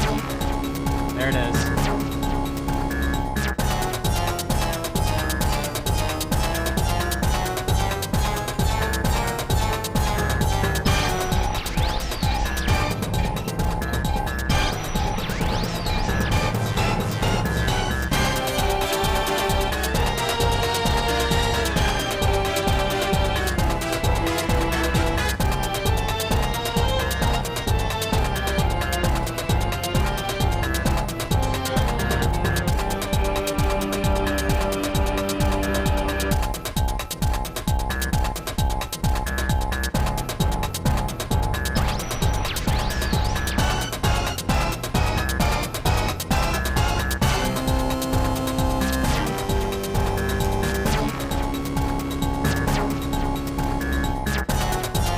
So Magnus von Grappel's motif is this. Play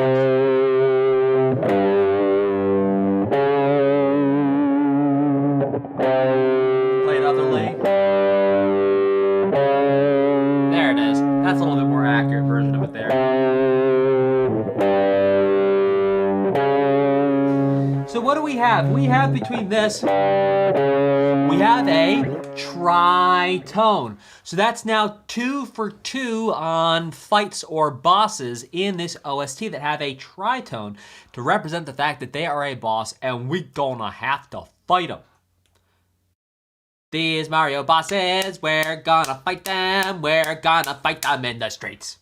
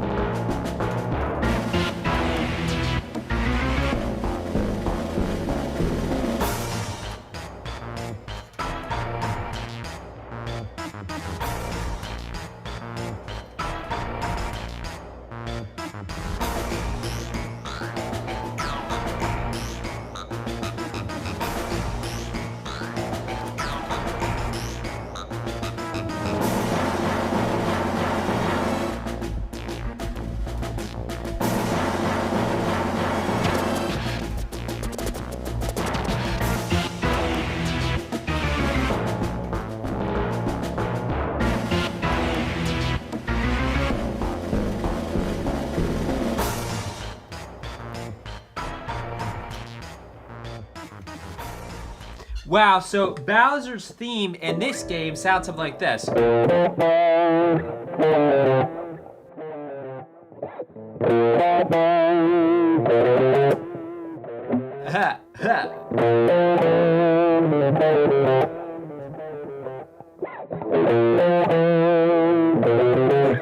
And what's going on here is we're hearing that tritone. That third note. 1, 2, 3. That creates the tritone, and then chromaticisms, and then chromaticisms up. Now that tritone can create a feeling of threat and threateningness, and then chromaticisms is when we have a whole bunch of half steps in a row. So we get half step, half step, half step, half step, like this. Get a whole bunch of those in a row. That's a chromaticism.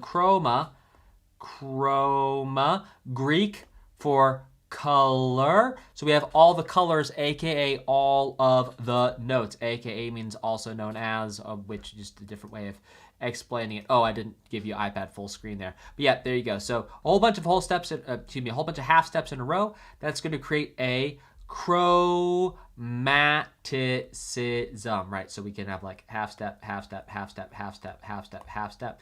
All those half steps in a row, ascending or descending, which means ascending is from low to high, descending is from high to low. We have chromaticisms. Let's check out Super Koopa Bros. Oh, Super Koopa.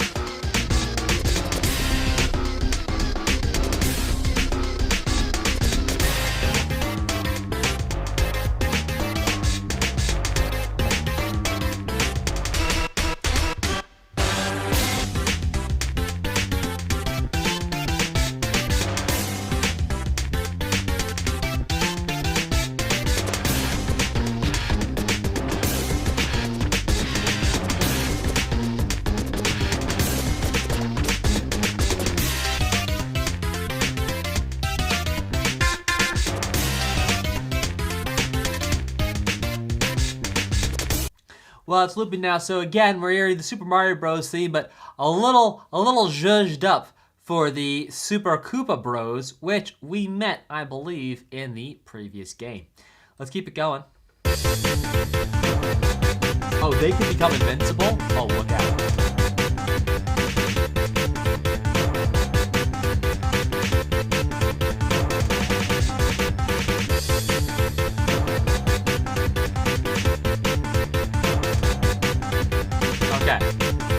So what we're hearing is when it's the Koopa Bros, we're hearing a distorted sound in the melody, and that distorted sound is actually what's representing the Super Koopa Bros as opposed to the Super Mario Bros. So distorted melody equals Super Koopa Bros. Super interesting, and let's keep it going.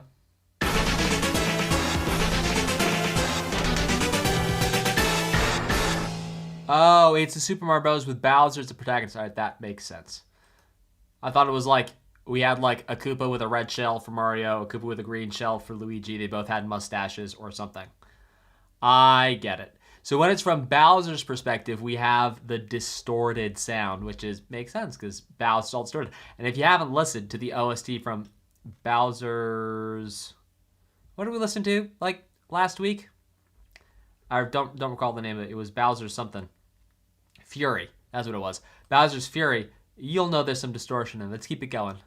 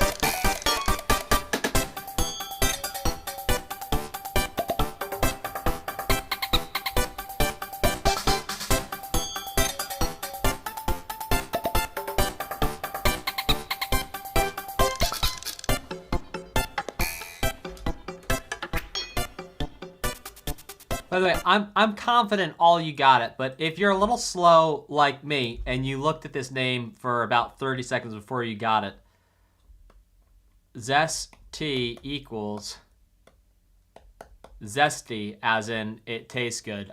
I didn't get that at first. If you're like me and you looked at that for a moment before you got it, hey, we can hang out and be friends. And even if you got it first time around, we'll still hang out and be friends. All right, let's check out the next one.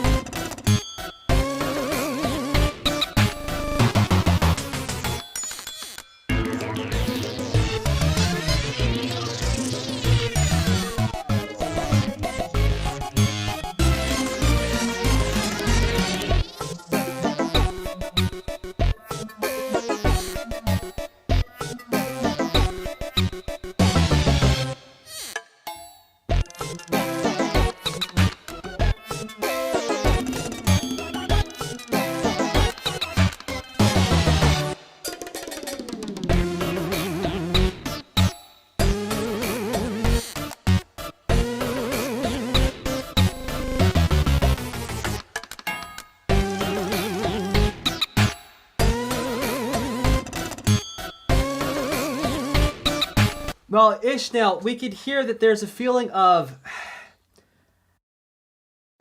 similar to the sirens, there's a comedic nature to what's going on.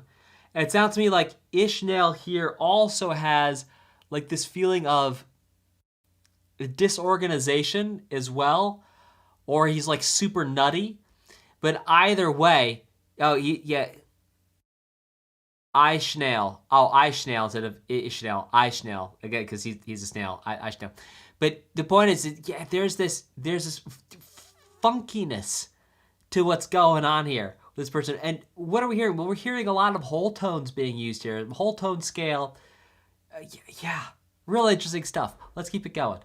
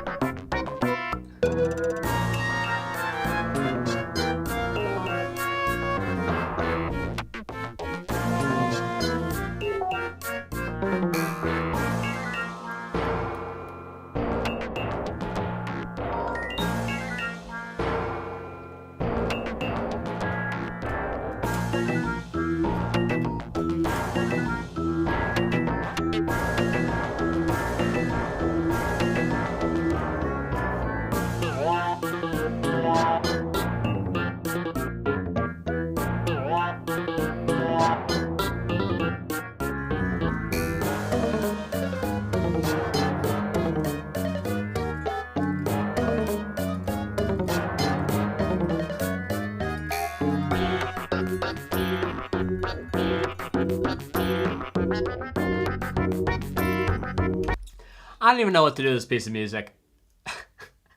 I thought you let me know in the chat, just based off the emotion, not your game experience, just based off the emotion of the music, what you think this piece of music does. Like, you tell me.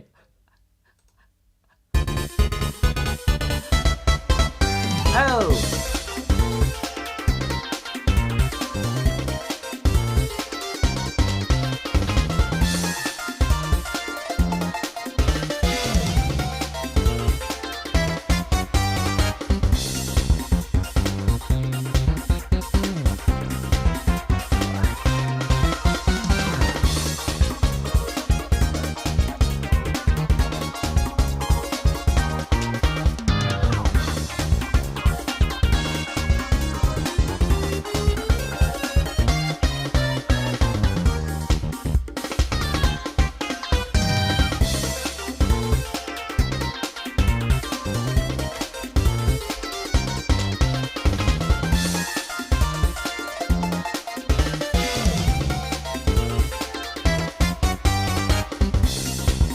All right, so type an M in the chat if you can hear the Mario theme that's already embedded in this. And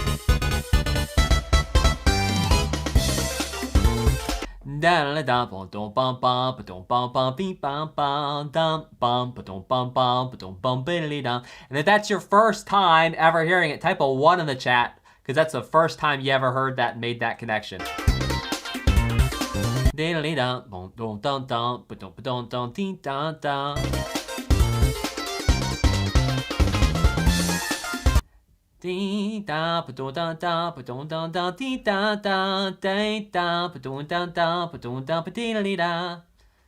Really awesome. All right, let's check out Cheep Cheep.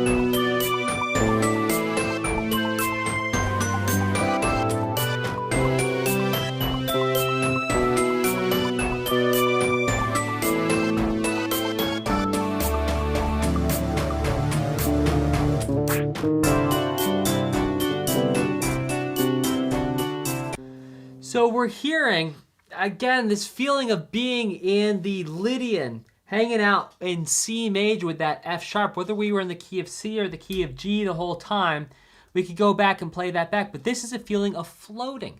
This is a feeling of effortlessness. And on top of that, we could hear these machine-like sounds in the background, which makes you think this isn't just a blimp. This is a blimp where, like, there's some serious machinery, there's some serious engines pushing this blimp forward. Let's keep going to the next one, which is gonna be called Gritsville.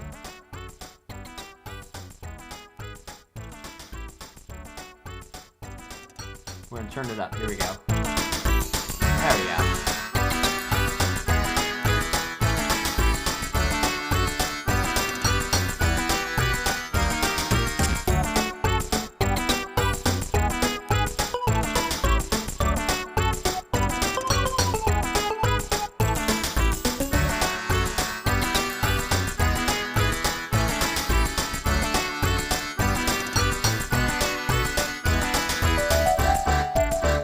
Glitsville, yes, I know how to read, thank you.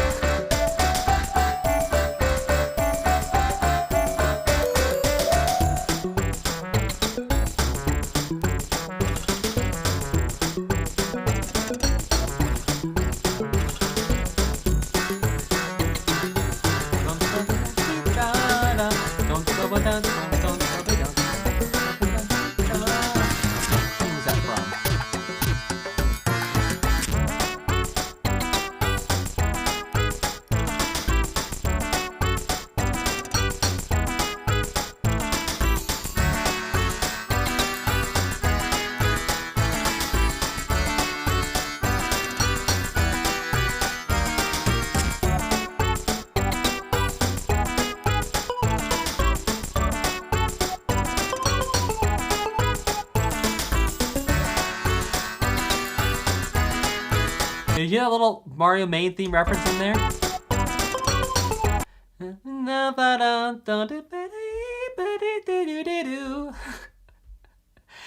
Dan, why is it? I haven't practiced singing in like 2 years. Why are you practicing? Because we're doing other stuff. I don't know what to tell you. Okay. Here we go. So yeah, there's this feeling here of, well, a lot going on. This sounds like party. Maybe it's a Las Vegas type scenario. And let's see if this hypothesis will be confirmed by the next one, which is called the Glitz Pit.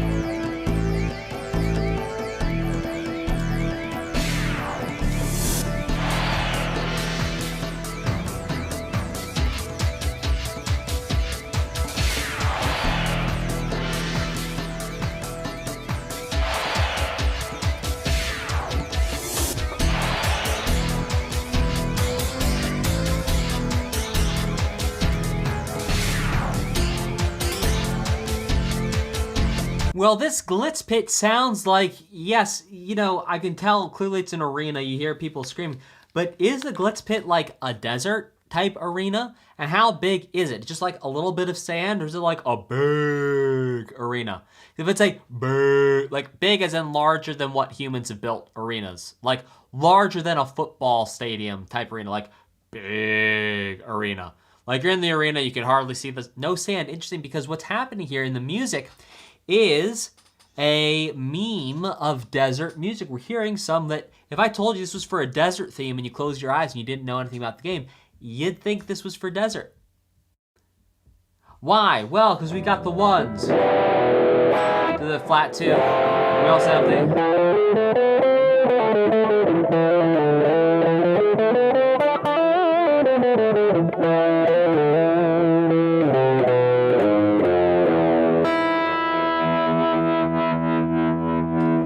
those kinds of sounds.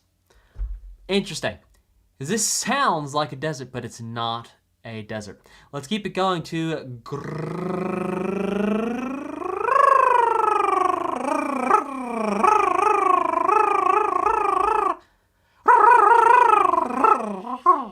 Grodus theme.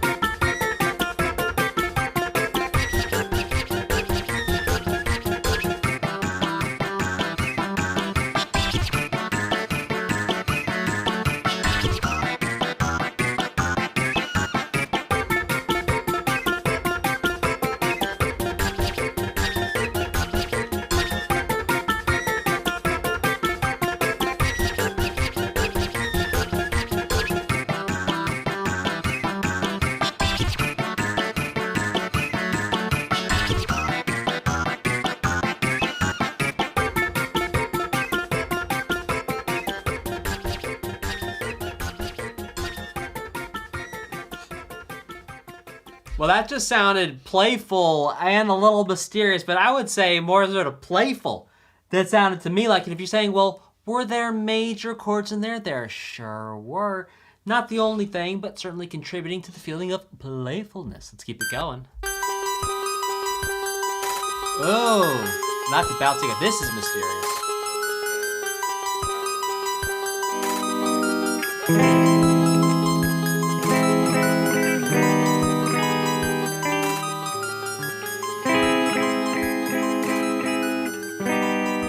So what do we have here in this piece of music? We have what I'm gonna call, in the key of C sharp, we've got a 1, let's go iPad full screen here for a moment. We've got a 1 augmented to a flat 2 augmented. And the augmented chord, oftentimes in many games, is what's going to create that feeling of mystery and sometimes also duplicity, but that we're not seeing something, we don't know something, there's some type of mystery, and that's that augmented sound. Let's check out Glitz Pits Mysteritz.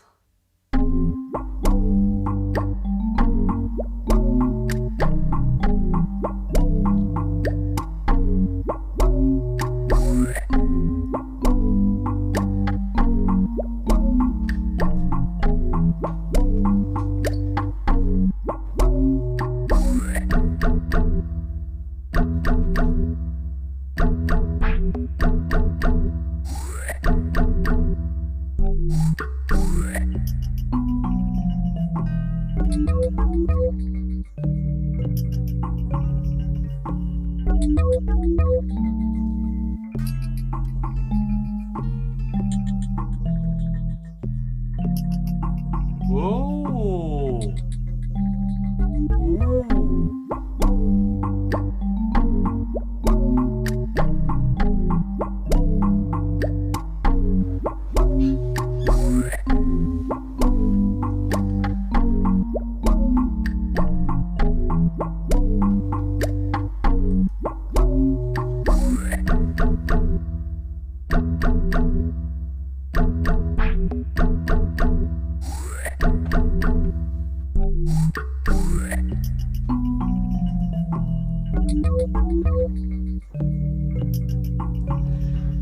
So you might be wondering what's contributing to the sound of mystery here. Well, number 1, it's the speed, but number 2, it's the use of the vibraphone instrument that we're hearing right now. If you want to hear what a vibraphone sounds like in isolation, we can say, okay, spy mystery vibraphone. Let's listen to that real quick. Let's see what it's got for us.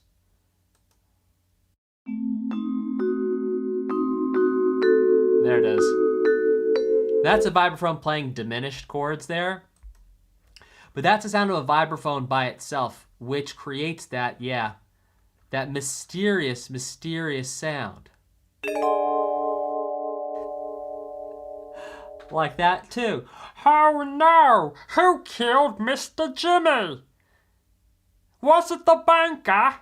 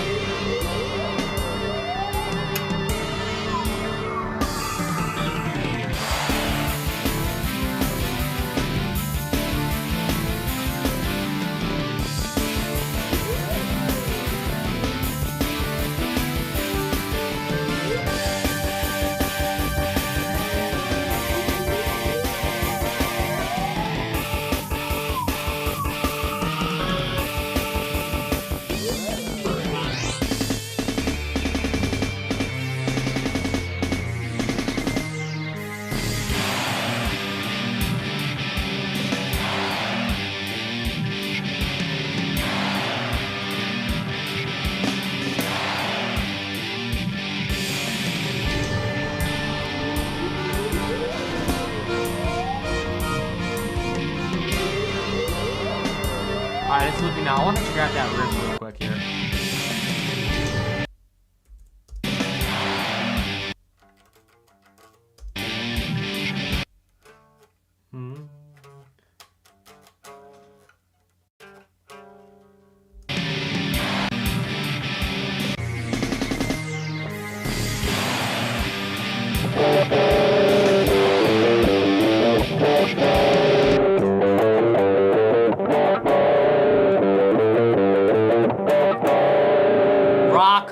Battle. That's a beautiful riff right there. And if you want to know what a riff is when you have a low idea like this, or that repeats over and over again. And it's that repeating nature and also being lower that's going to have us categorizing it as being a riff. Now that's for instrumental music when vocalists sometimes have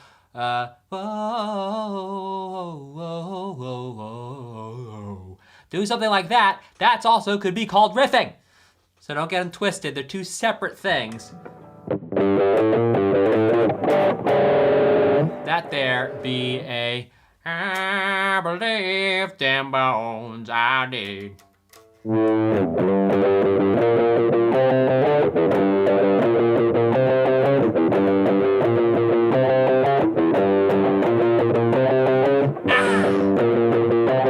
not playing a riff. That's good. All right, next up.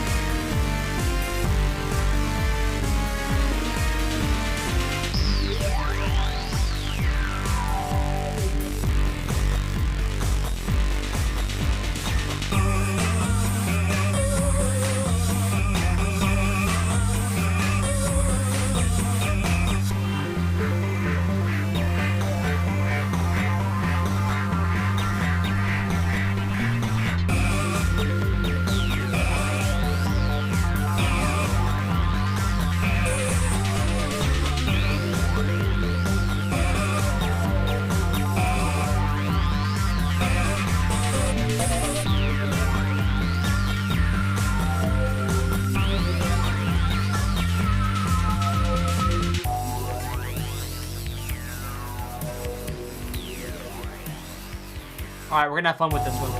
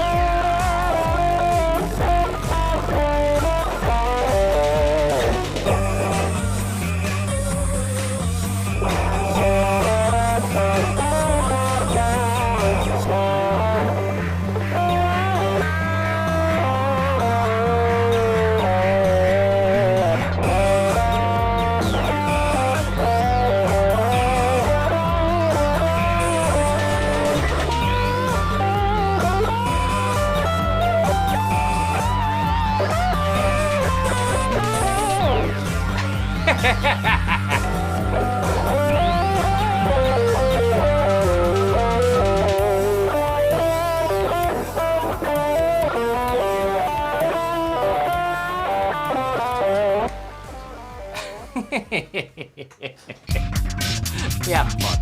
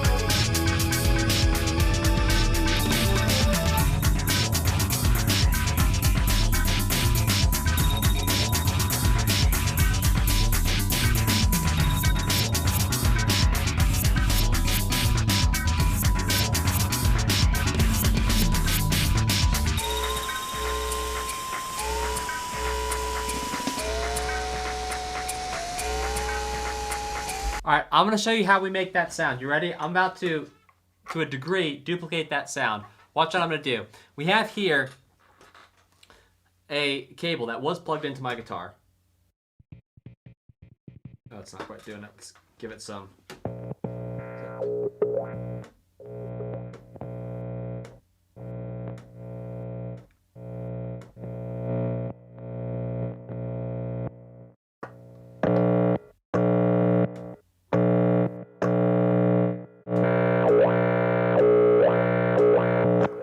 So that's one way you can get that sound. It's you just take a live cable. So this is live. Put it through some distortion, and then you can touch different stuff. See, that's what it does to my face. That does to my hand. If I touch this little thing on my wrist, it's plastic. That's not doing anything.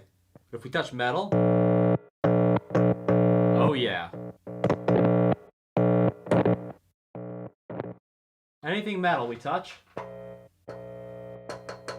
is gonna get you some.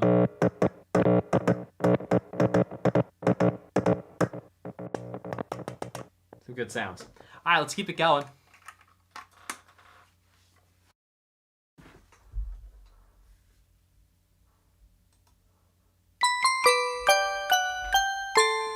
Aww.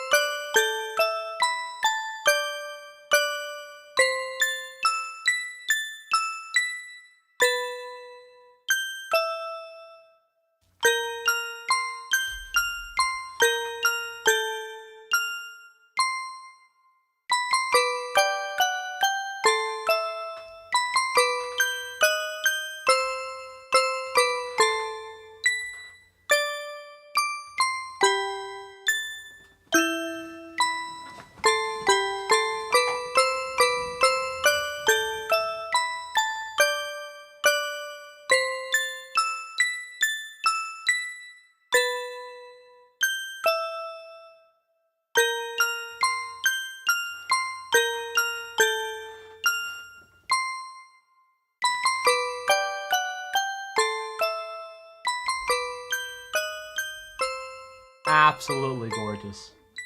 Absolutely gorgeous. And that gives a feeling of, yes, sadness and happiness of human emotion, but it's human emotion being experienced by something or someone that is innocent or is new to experiencing these emotions or is relatively young. Something like that. And you can tell that by the toy piano that really conjures a feeling of youngness and youth, but not just a youth, but like an inexperienced, a naivete. And not just a naivete, but like a childlike naivete. Let's keep it going.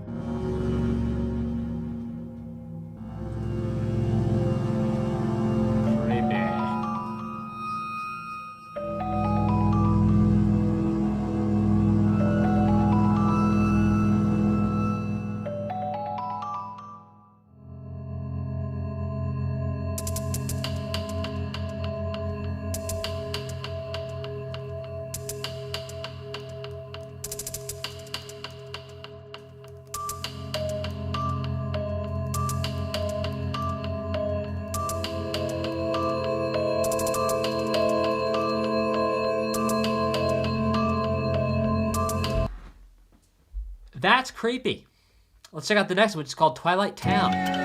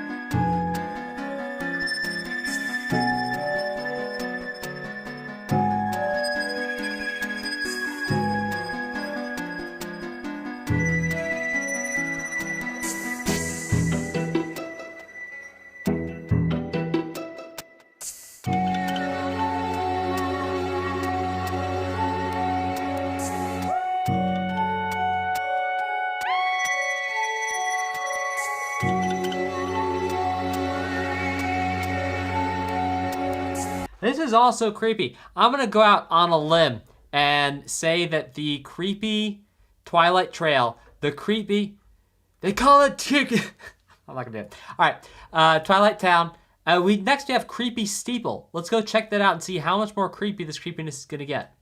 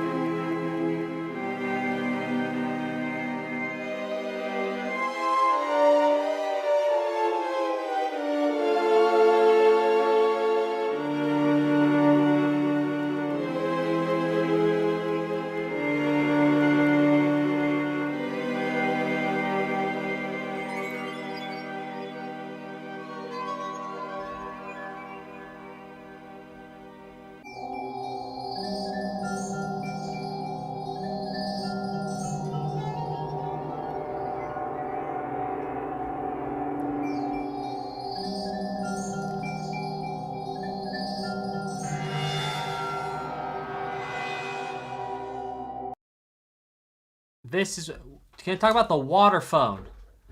Can I talk about water phone? I might be about to learn something with you today. Water phone. Water phone. Water phone. Oh, one of those. Yeah.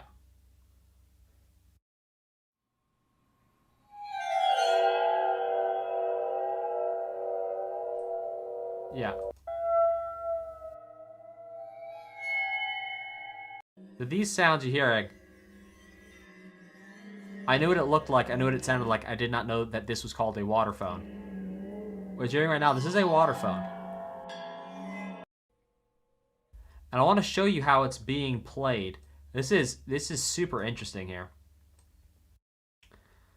All right, let's show you in studio mode.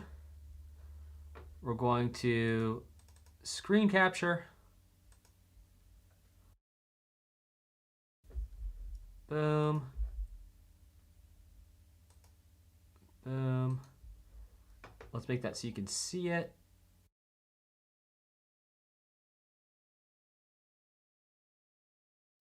There we go.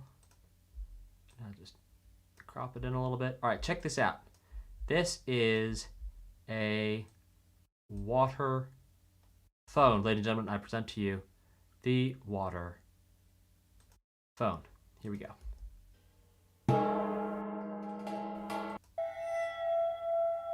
Check that out. This is playing it with a bow for like a stand-up bass.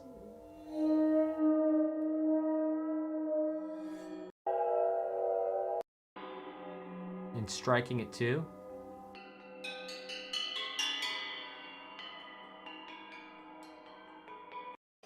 So creepy, huh?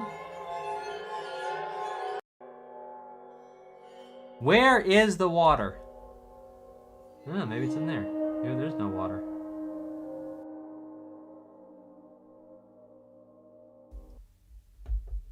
But yeah, there you go. That is the water phone. And that's when you've heard that piece of music throughout different OSTs. That is the instrument that's being used, that water phone. Now, I wonder why a water phone is called a water phone. A water phone is called a water phone because...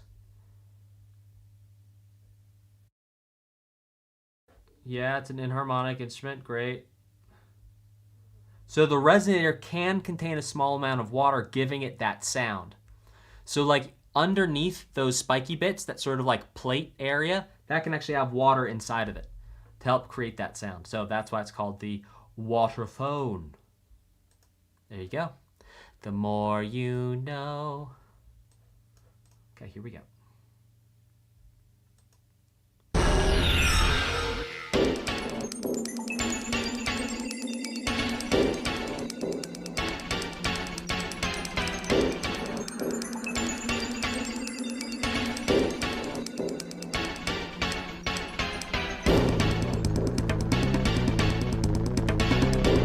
We're going to go straight to the battle.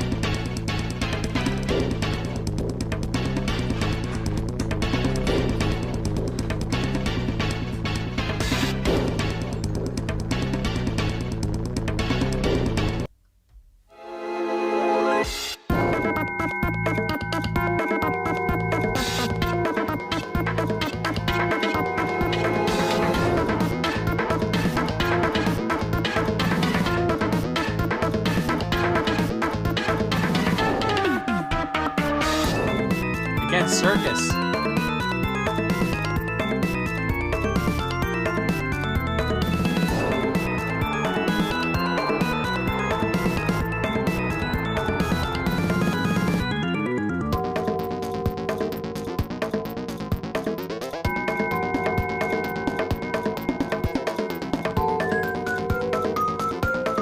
There's that circus music again.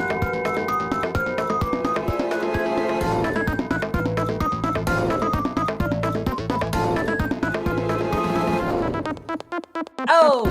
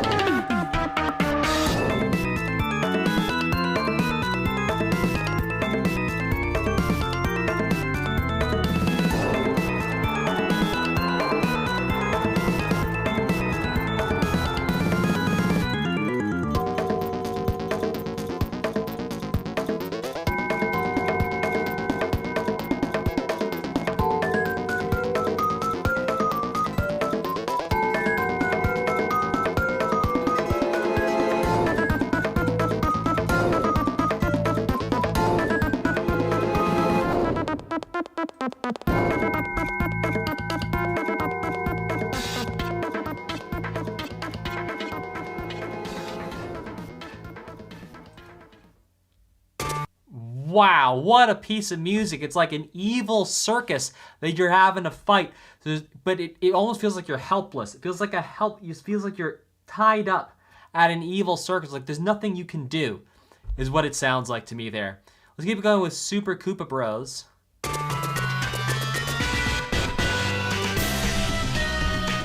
Oh my gosh. This is like the water theme from Super Mario 2, is it?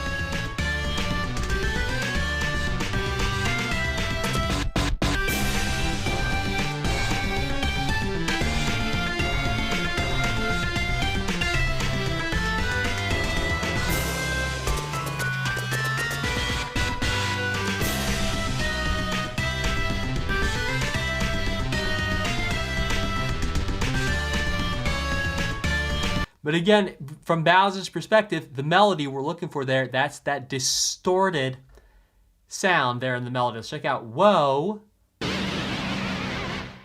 Yeah, okay, next.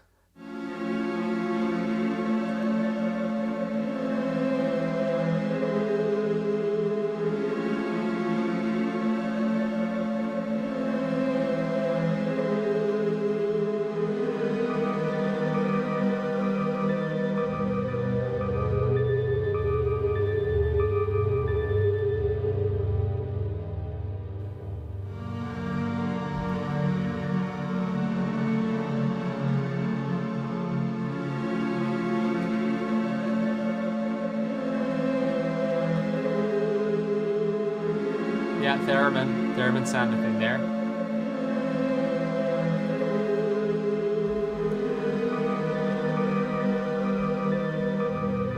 Might be a vocal sample, but it's being played like a theremin.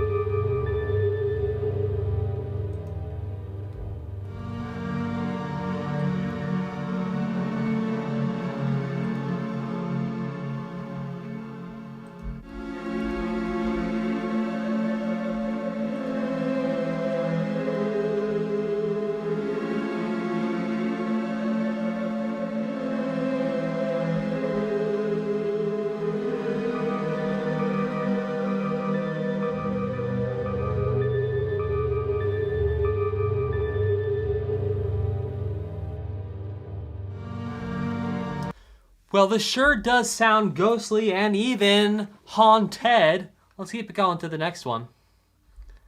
Ship under attack.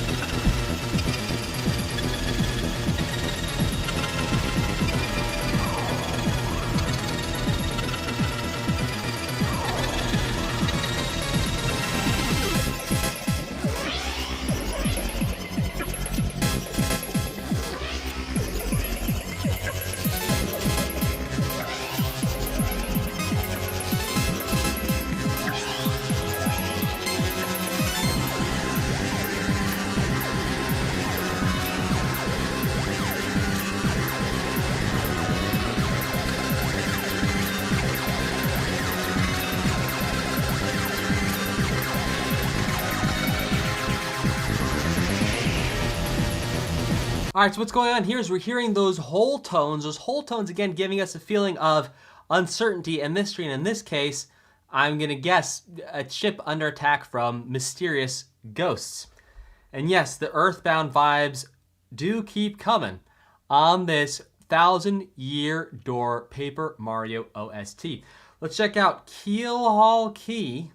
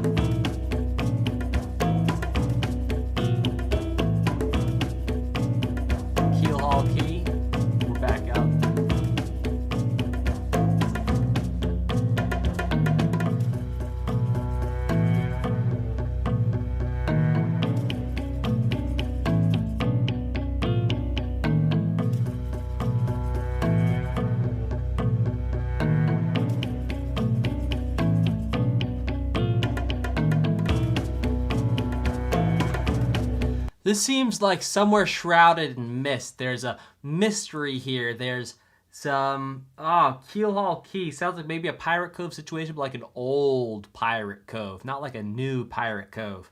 I think it's been there for hundreds of years is what it sounds like to me. You let me know in the chat if I'm getting that feeling correctly, and if that's the emotion that's being translated. Let's check out Pirate's Grotto.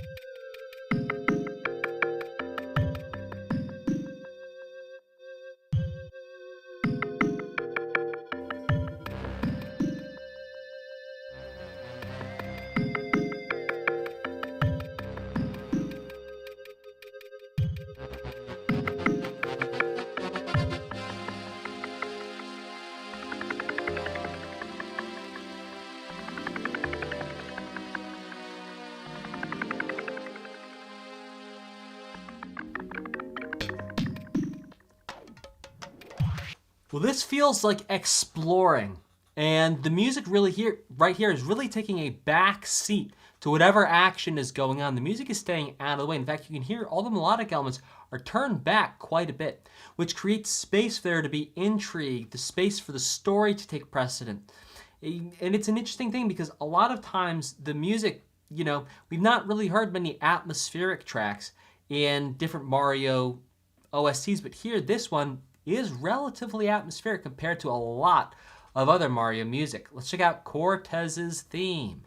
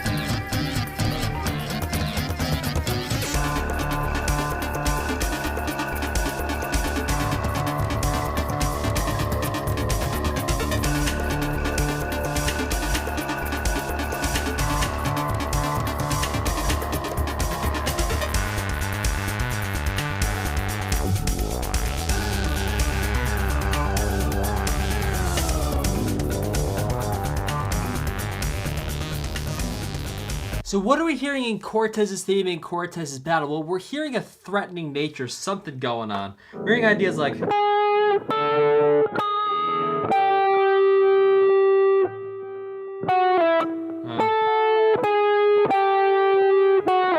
something like that. Point is, we're hearing descending chromatic lines going on. We're hearing lots of threatening things.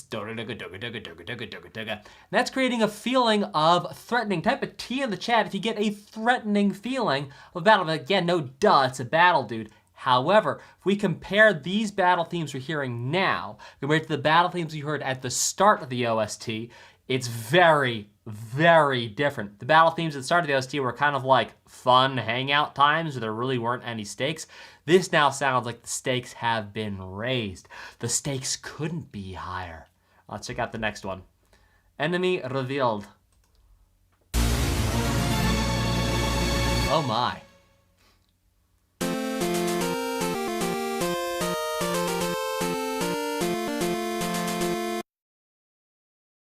I have nothing to say to you other than that sounds like Pokemon. That sounds like Game Boy Pokemon. I'm gonna play this for you again. This is Game Boy Pokemon.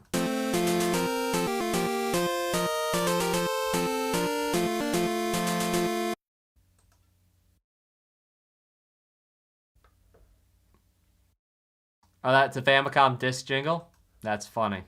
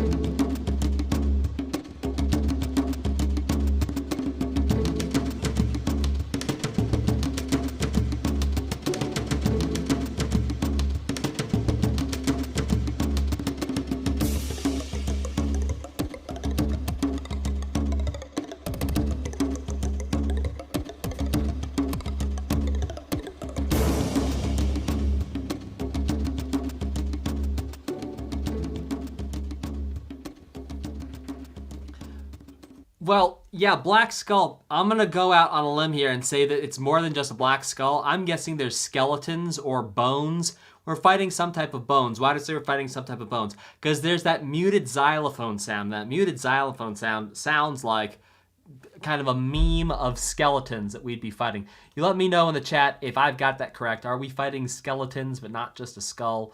Or maybe the skull has, in fact, a body and there's skeletons involved. But point is, there's bones involved. I'm saying, yeah, well, no doubt there's a skull. But yeah, but it sounds like there's more bones. More bones and a skull.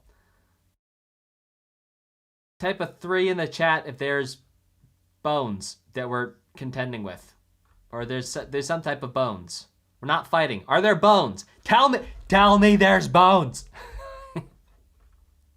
Shout out and thank you to Mr. Pocket Avian for your fantastic sticker there. Cortez is bones. Well, see, there you go.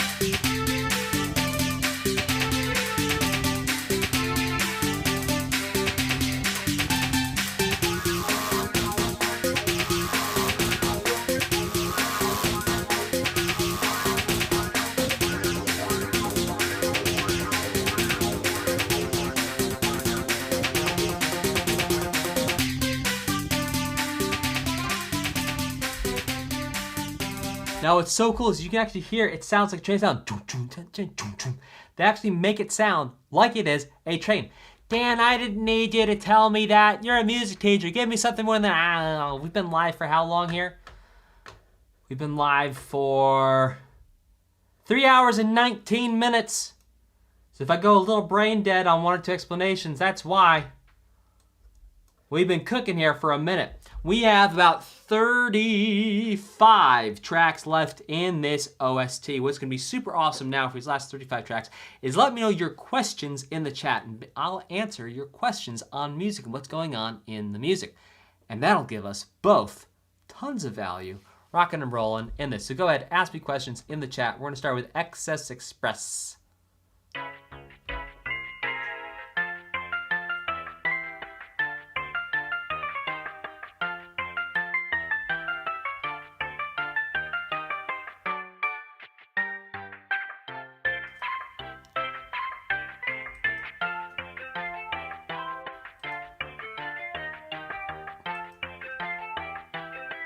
Excuse me.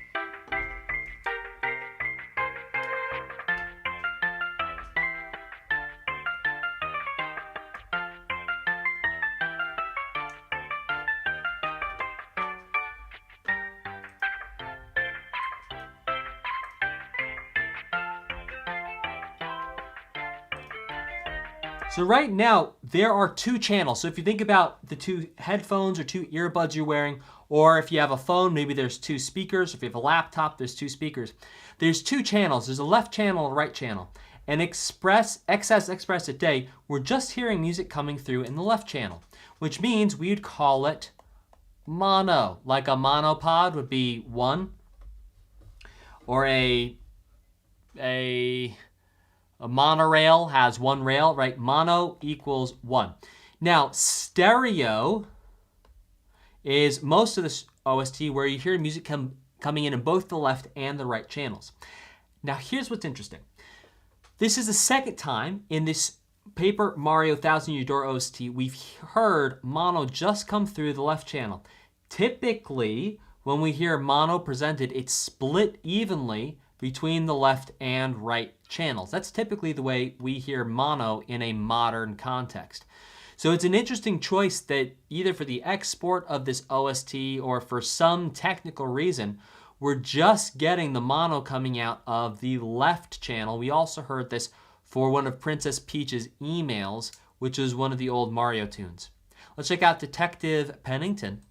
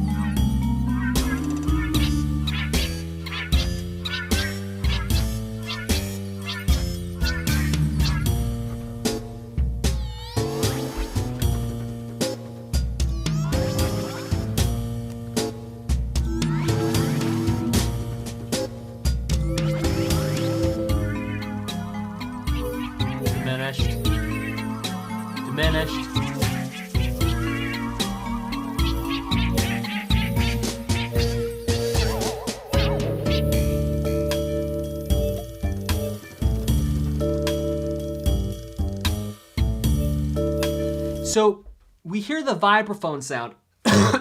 That's contributing, excuse me, that's contributing to the feeling of mystery. What we're also hearing is trumpets with a mute. Listen to these trumpets with a mute.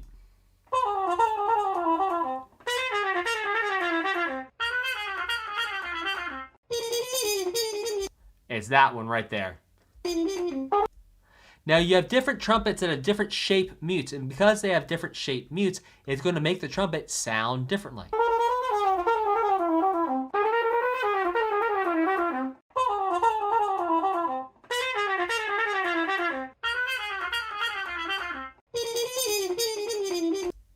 There you go. So that is the trumpet sound with a mute. Let's keep it going to, ooh, fanfare.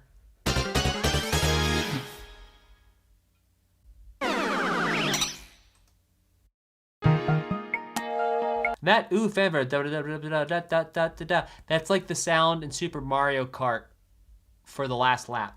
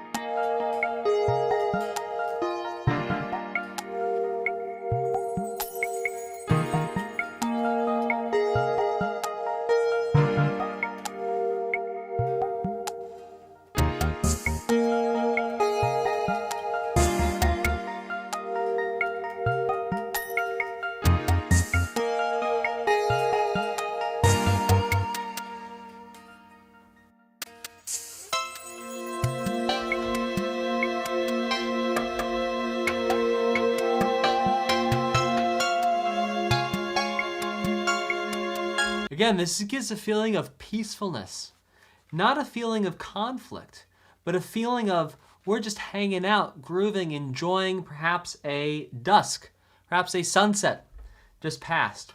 Let's check out what happens at night.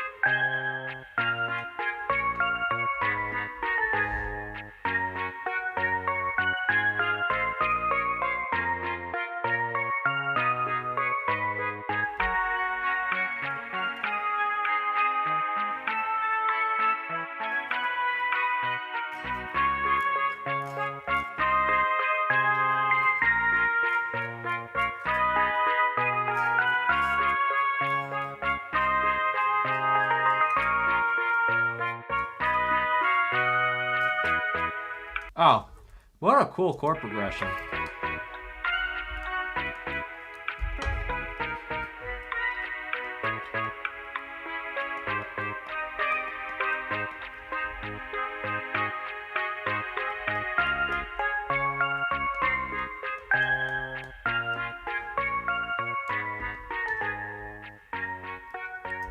Yeah, so check out what's going on here. On the first part of this chord progression, well, it may not actually be the first part, but I'm going to play for you here. We have C sharp minor, so it used to be C sharp major, to 7, in the bass, to 6, to flat 7. Oh, so cool. Ah.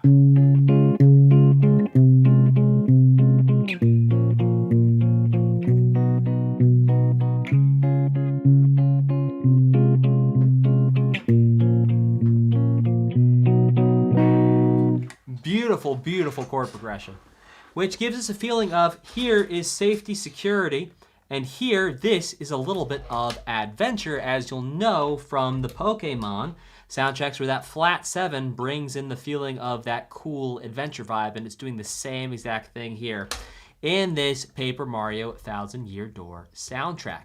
Let's keep going to the next one.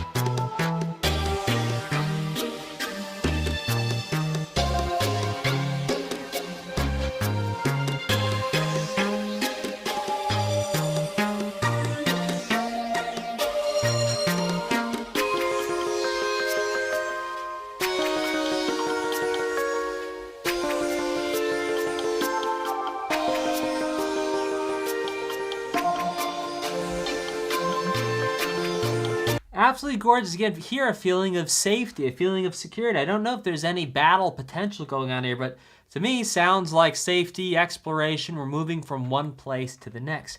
Let's go to the next one, which is called Shhwonk's Battle.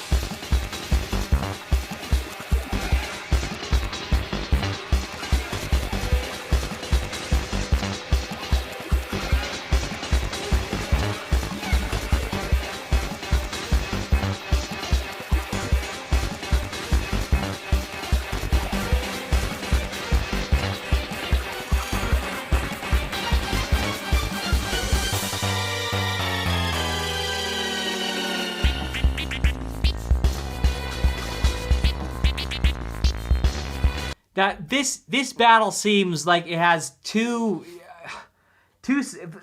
radically different things going on here musically. It seems like there's, like you said, ducks quacking. It sounds like there's these ducks quacking, almost this silliness aspect going on. And then there's some serious stuff where it's like this guy's raining down damage, but then maybe he's getting like distracted with something. Sounds like to me. You let me know in the chat if I'm reading that correctly, or if there's some perhaps tangential interpretation that would be directionally accurate there. But yeah, really, really interesting, battle here, theme.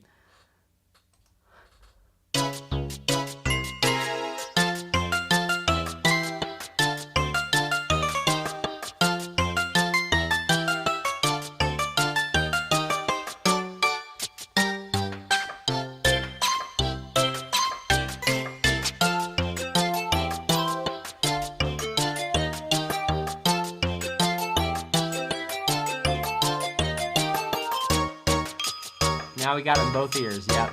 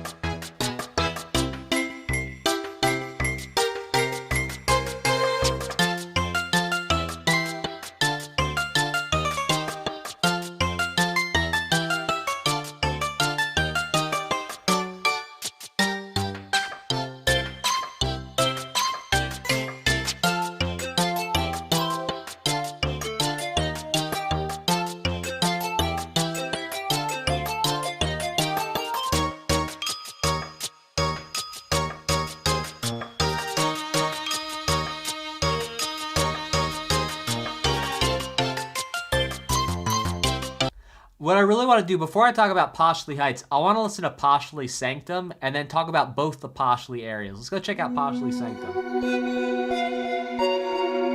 Oh, this is so different.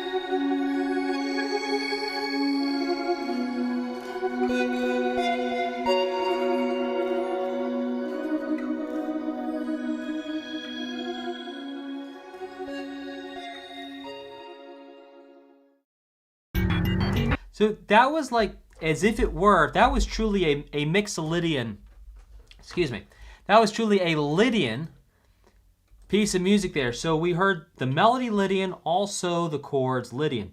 So we could call ourselves in the key of B Lydian, like B sharp 4. And what we had there is we had a 1 to a 2 major, which really is the Lydian. Why? Because really what's happening is we're using all the notes of an F sharp major and we're hitting the 4 to the 5 chord and then just using all of the notes from an F sharp major scale to create that key right there. All right, let's keep going.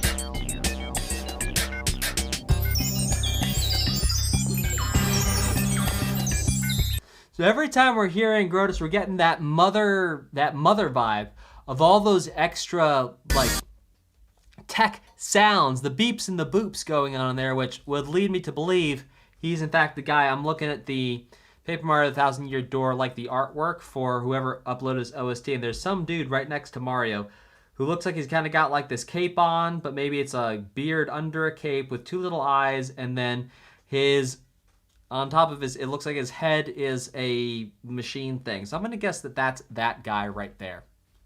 Let's keep it going.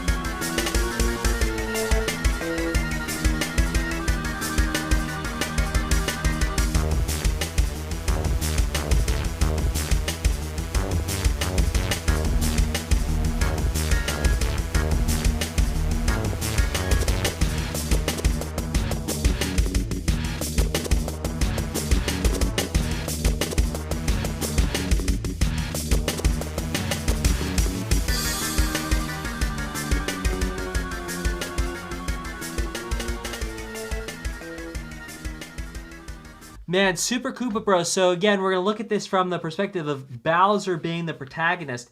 And if you know what protagonist means, it's like the hero of the story. Protagonist equals hero of the story. What's happening here, I'm not entirely sure, but it sounds like a battle. It sounds like a battle Bowser's going to win. Let's check out Far Outpost.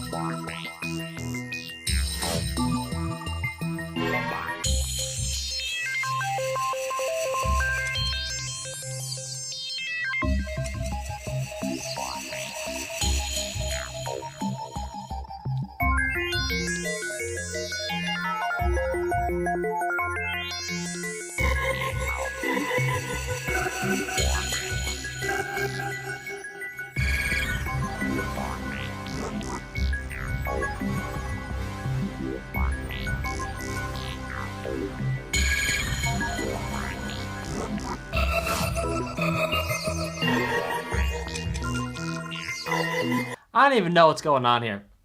Like, the music sounds so different. It's like, okay, maybe it's on the moon, maybe it's a deserted place up in a mountain, maybe it's just rocks everywhere. I really can't tell what's going on here.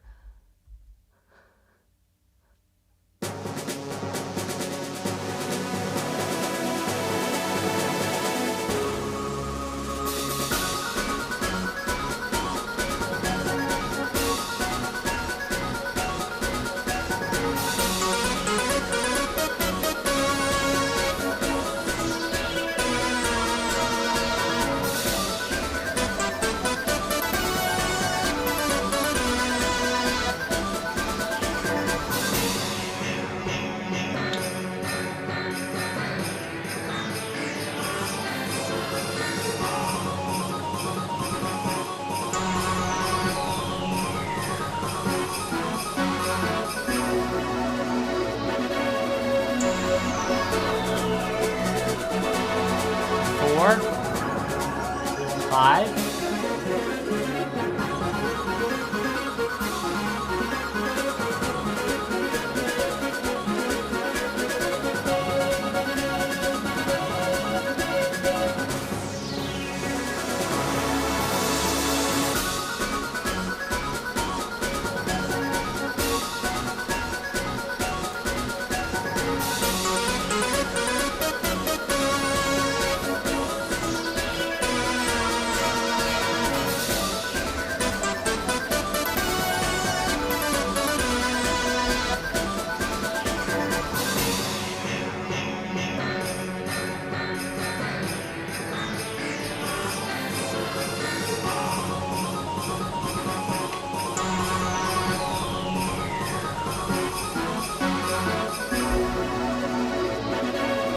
So part of what's having this triumphant, like, launch type feel is this. Turn this down a little bit. Take these off.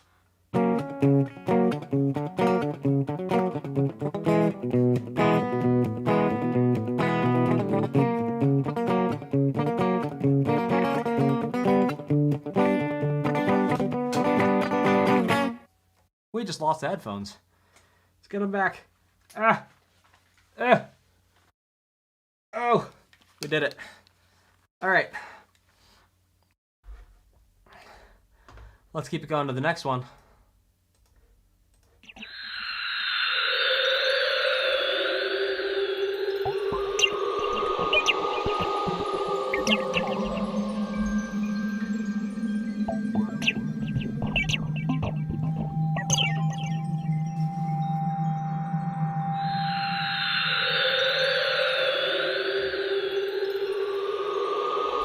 So this is atmospheric.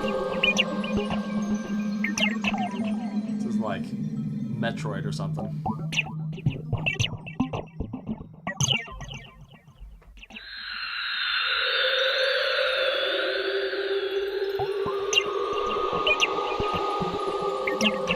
And we're gonna go to the next one.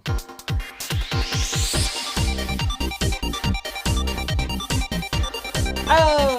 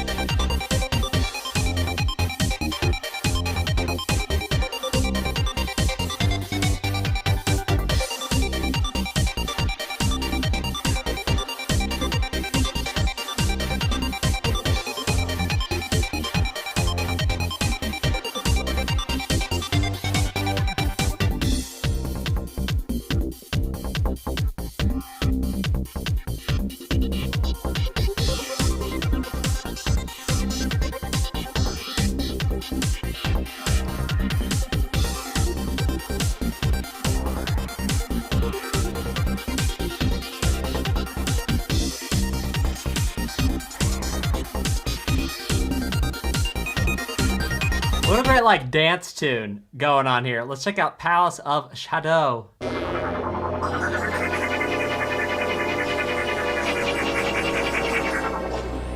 Oh my.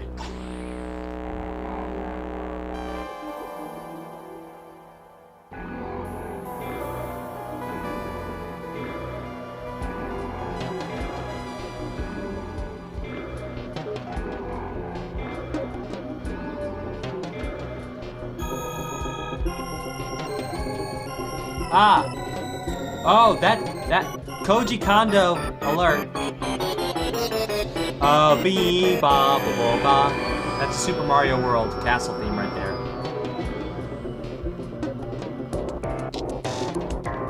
Ba ba ba ba. Underground theme. Underground theme again.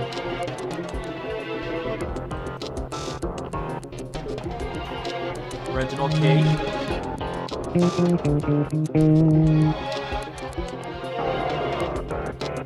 Yeah, underground, okay.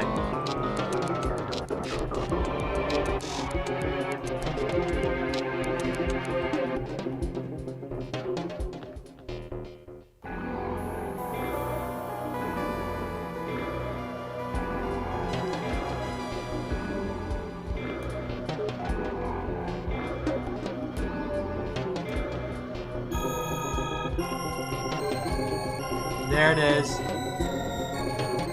Wow, so many themes from Super Mario brought into the Palace of Shadow.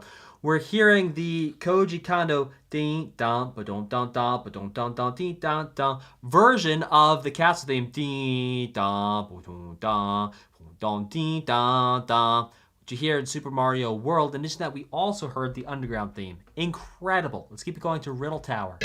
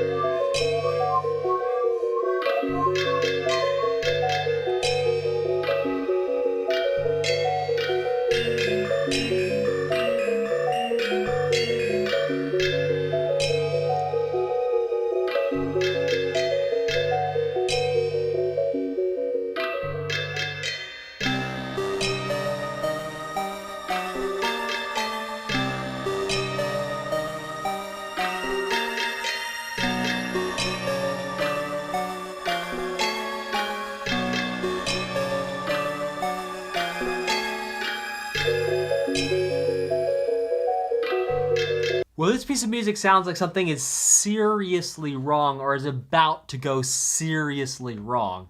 And with that said, let's see what's going to happen as we go deeper into the shadows. Underground theme.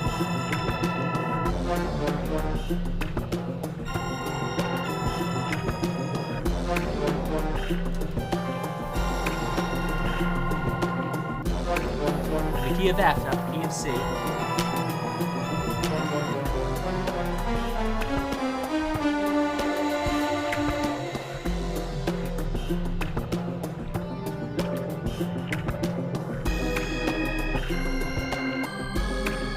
There's the Koji Kondo Super Mario World motif.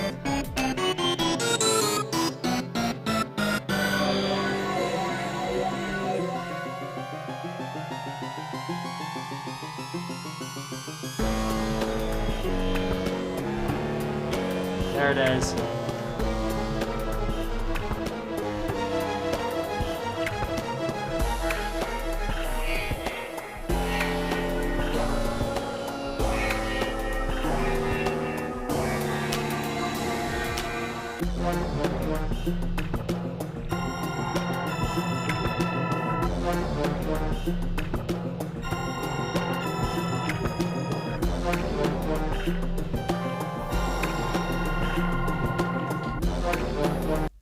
So what we're hearing is the Riddle Tower and Deeper into the Shadows, they're both holding that Super Mario World castle version of that Koji Kondo theme.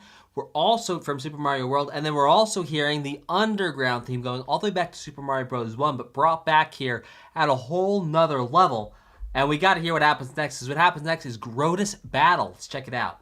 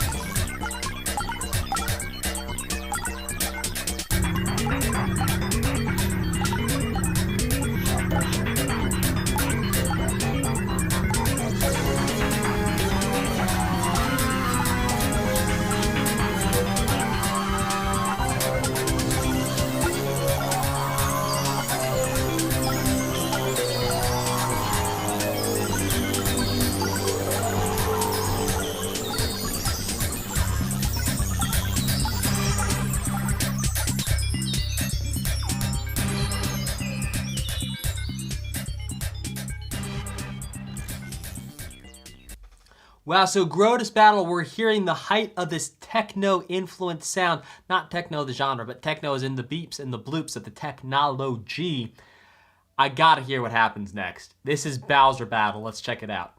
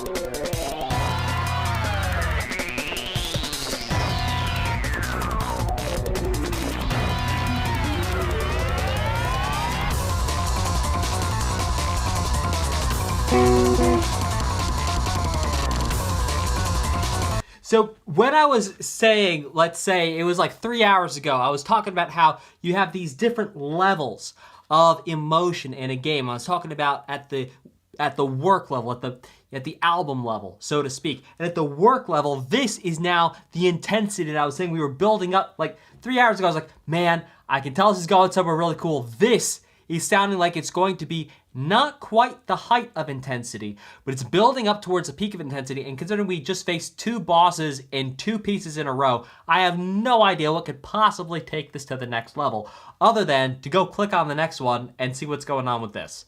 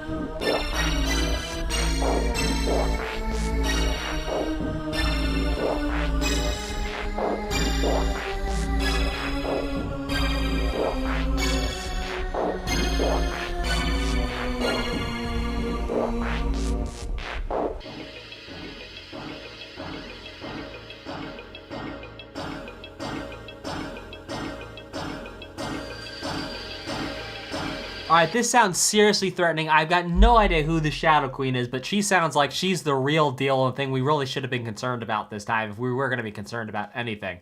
I see the next 2 tracks are called Shadow Peach and Invincible Shadow. We're going to listen to both of these through in a row from start to finish. Let's do it. Shadow Peach and Invincible Shadow.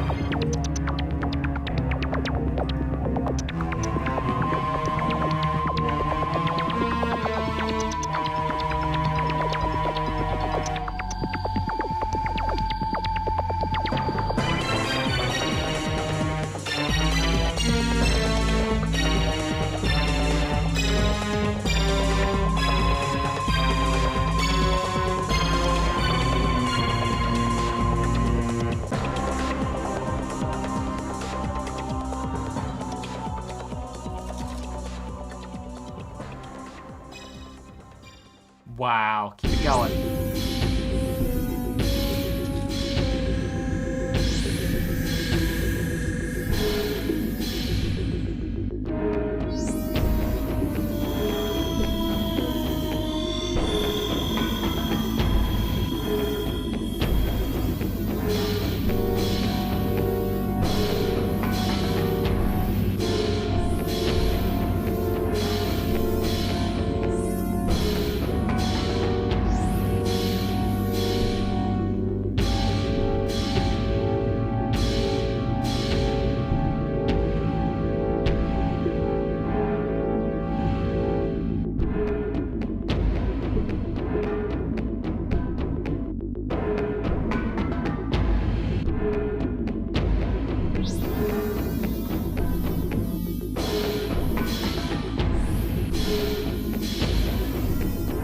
Oh, those cymbal crashes are so off-putting.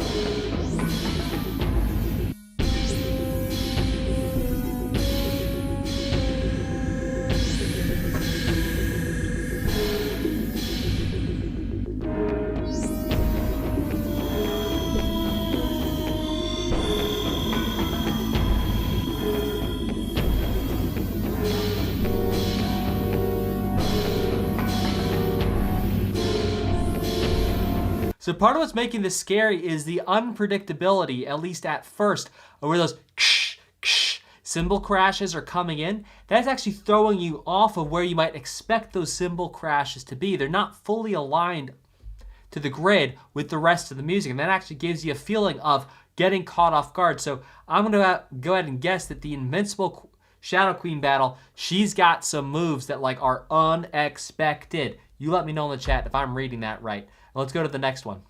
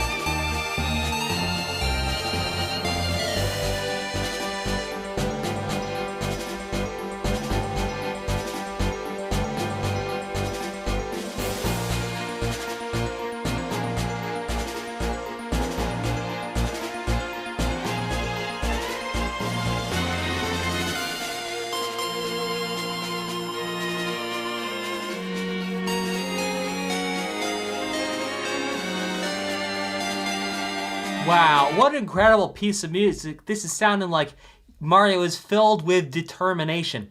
And what is he filled with determination for? Well, there's only one way to find out, and that's to go listen to the final battle. Let's check it out.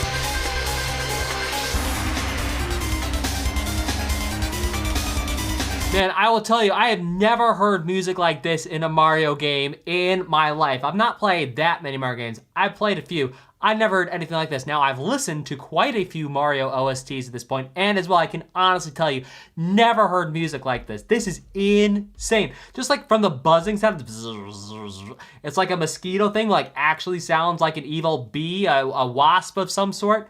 Absolutely insane. Wow.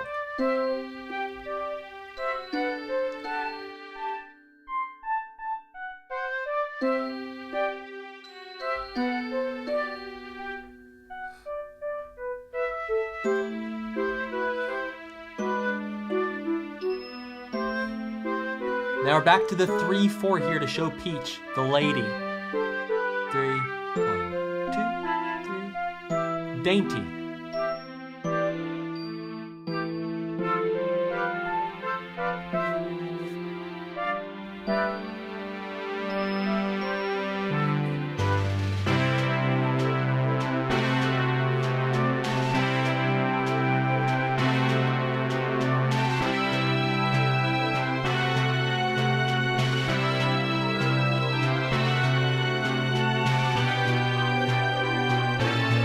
Whoa!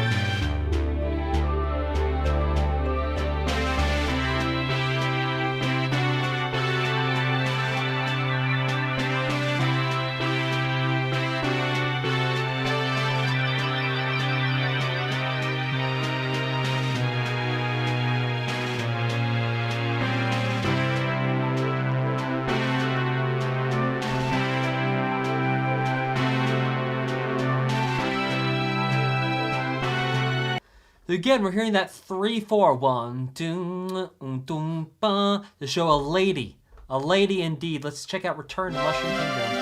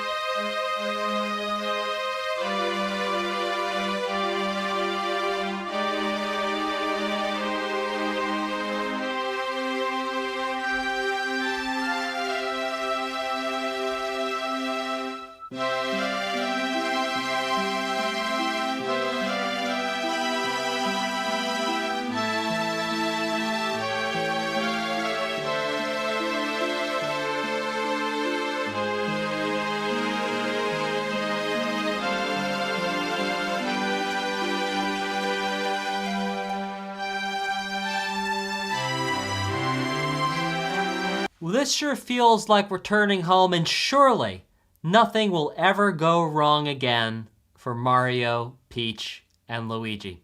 Surely Bowser will never return, and surely there will never, ever be anything to disrupt their happily ever after.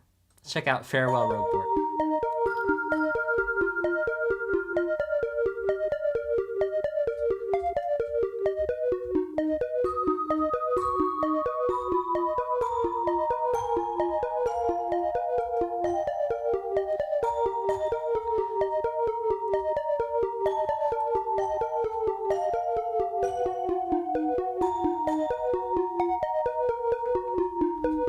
Wow, is like Rogueport totally safe at this point? Like all the bad guys cleaned out? This is so sweet.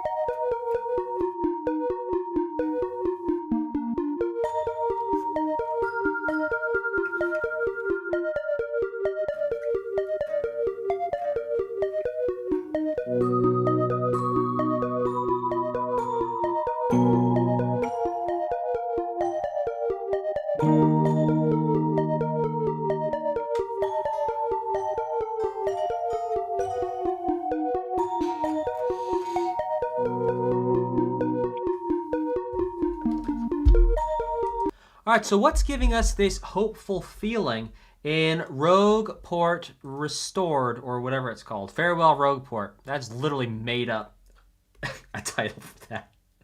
Okay, we're in the key of E flat major. We've heard throughout this OST. We have a 1, and then the 1 goes to the flat 6. This, and then we have this sharp 4 sound over the 1 as well. Really beautiful stuff. No, maybe not. No, maybe not even sharp 4. I take back the sharp 4. I take it back, I tell you. I take it back. There we go. All right, let's go to the next one. There's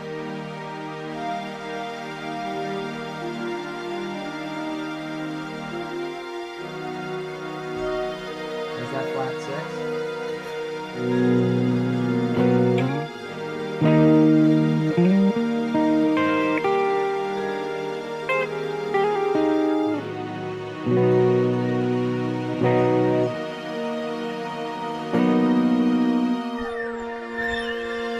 Oh, beautiful.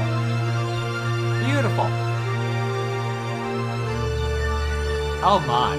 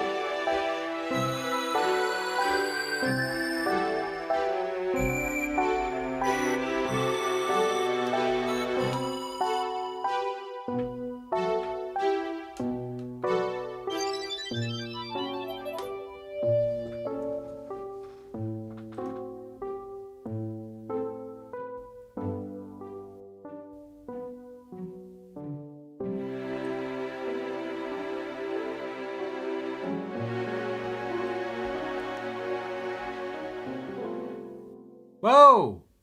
What an interesting ending. Oh my goodness, what an incredible original soundtrack. Absolutely, absolutely amazing. I loved every single second of it, unlike any Mario OST I have ever heard in my life. I can honestly tell you that. And what I want to do is, we're actually gonna listen to, I'll put on some stuff in the background we didn't listen to yet. Man, I want to tell you, I really enjoyed going on this journey with you. Thank you so much for going on this journey with me. For my first ever listen to Paper Mario, the Thousand Year Door OST. I totally love this. This was radically different even from just Paper Mario. Paper Mario was already a little bit different. This was like totally different. I'm excited to see what awaits us in the next installment of the Paper Mario series. I will see you in the next stream. Now, if you're saying, well, hey, what are my next steps? Well, check it out. If you want to watch all my Super Mario reactions, they're going to be over here in a playlist. If you want to see the next video in this series, it's going to be over here. And if you're a gamer, you want to create your own music, click right here to get the free starter pack to start creating your own music right now. I made it just for you, so click right there. And I'll see you in the next one. Take care and goodbye.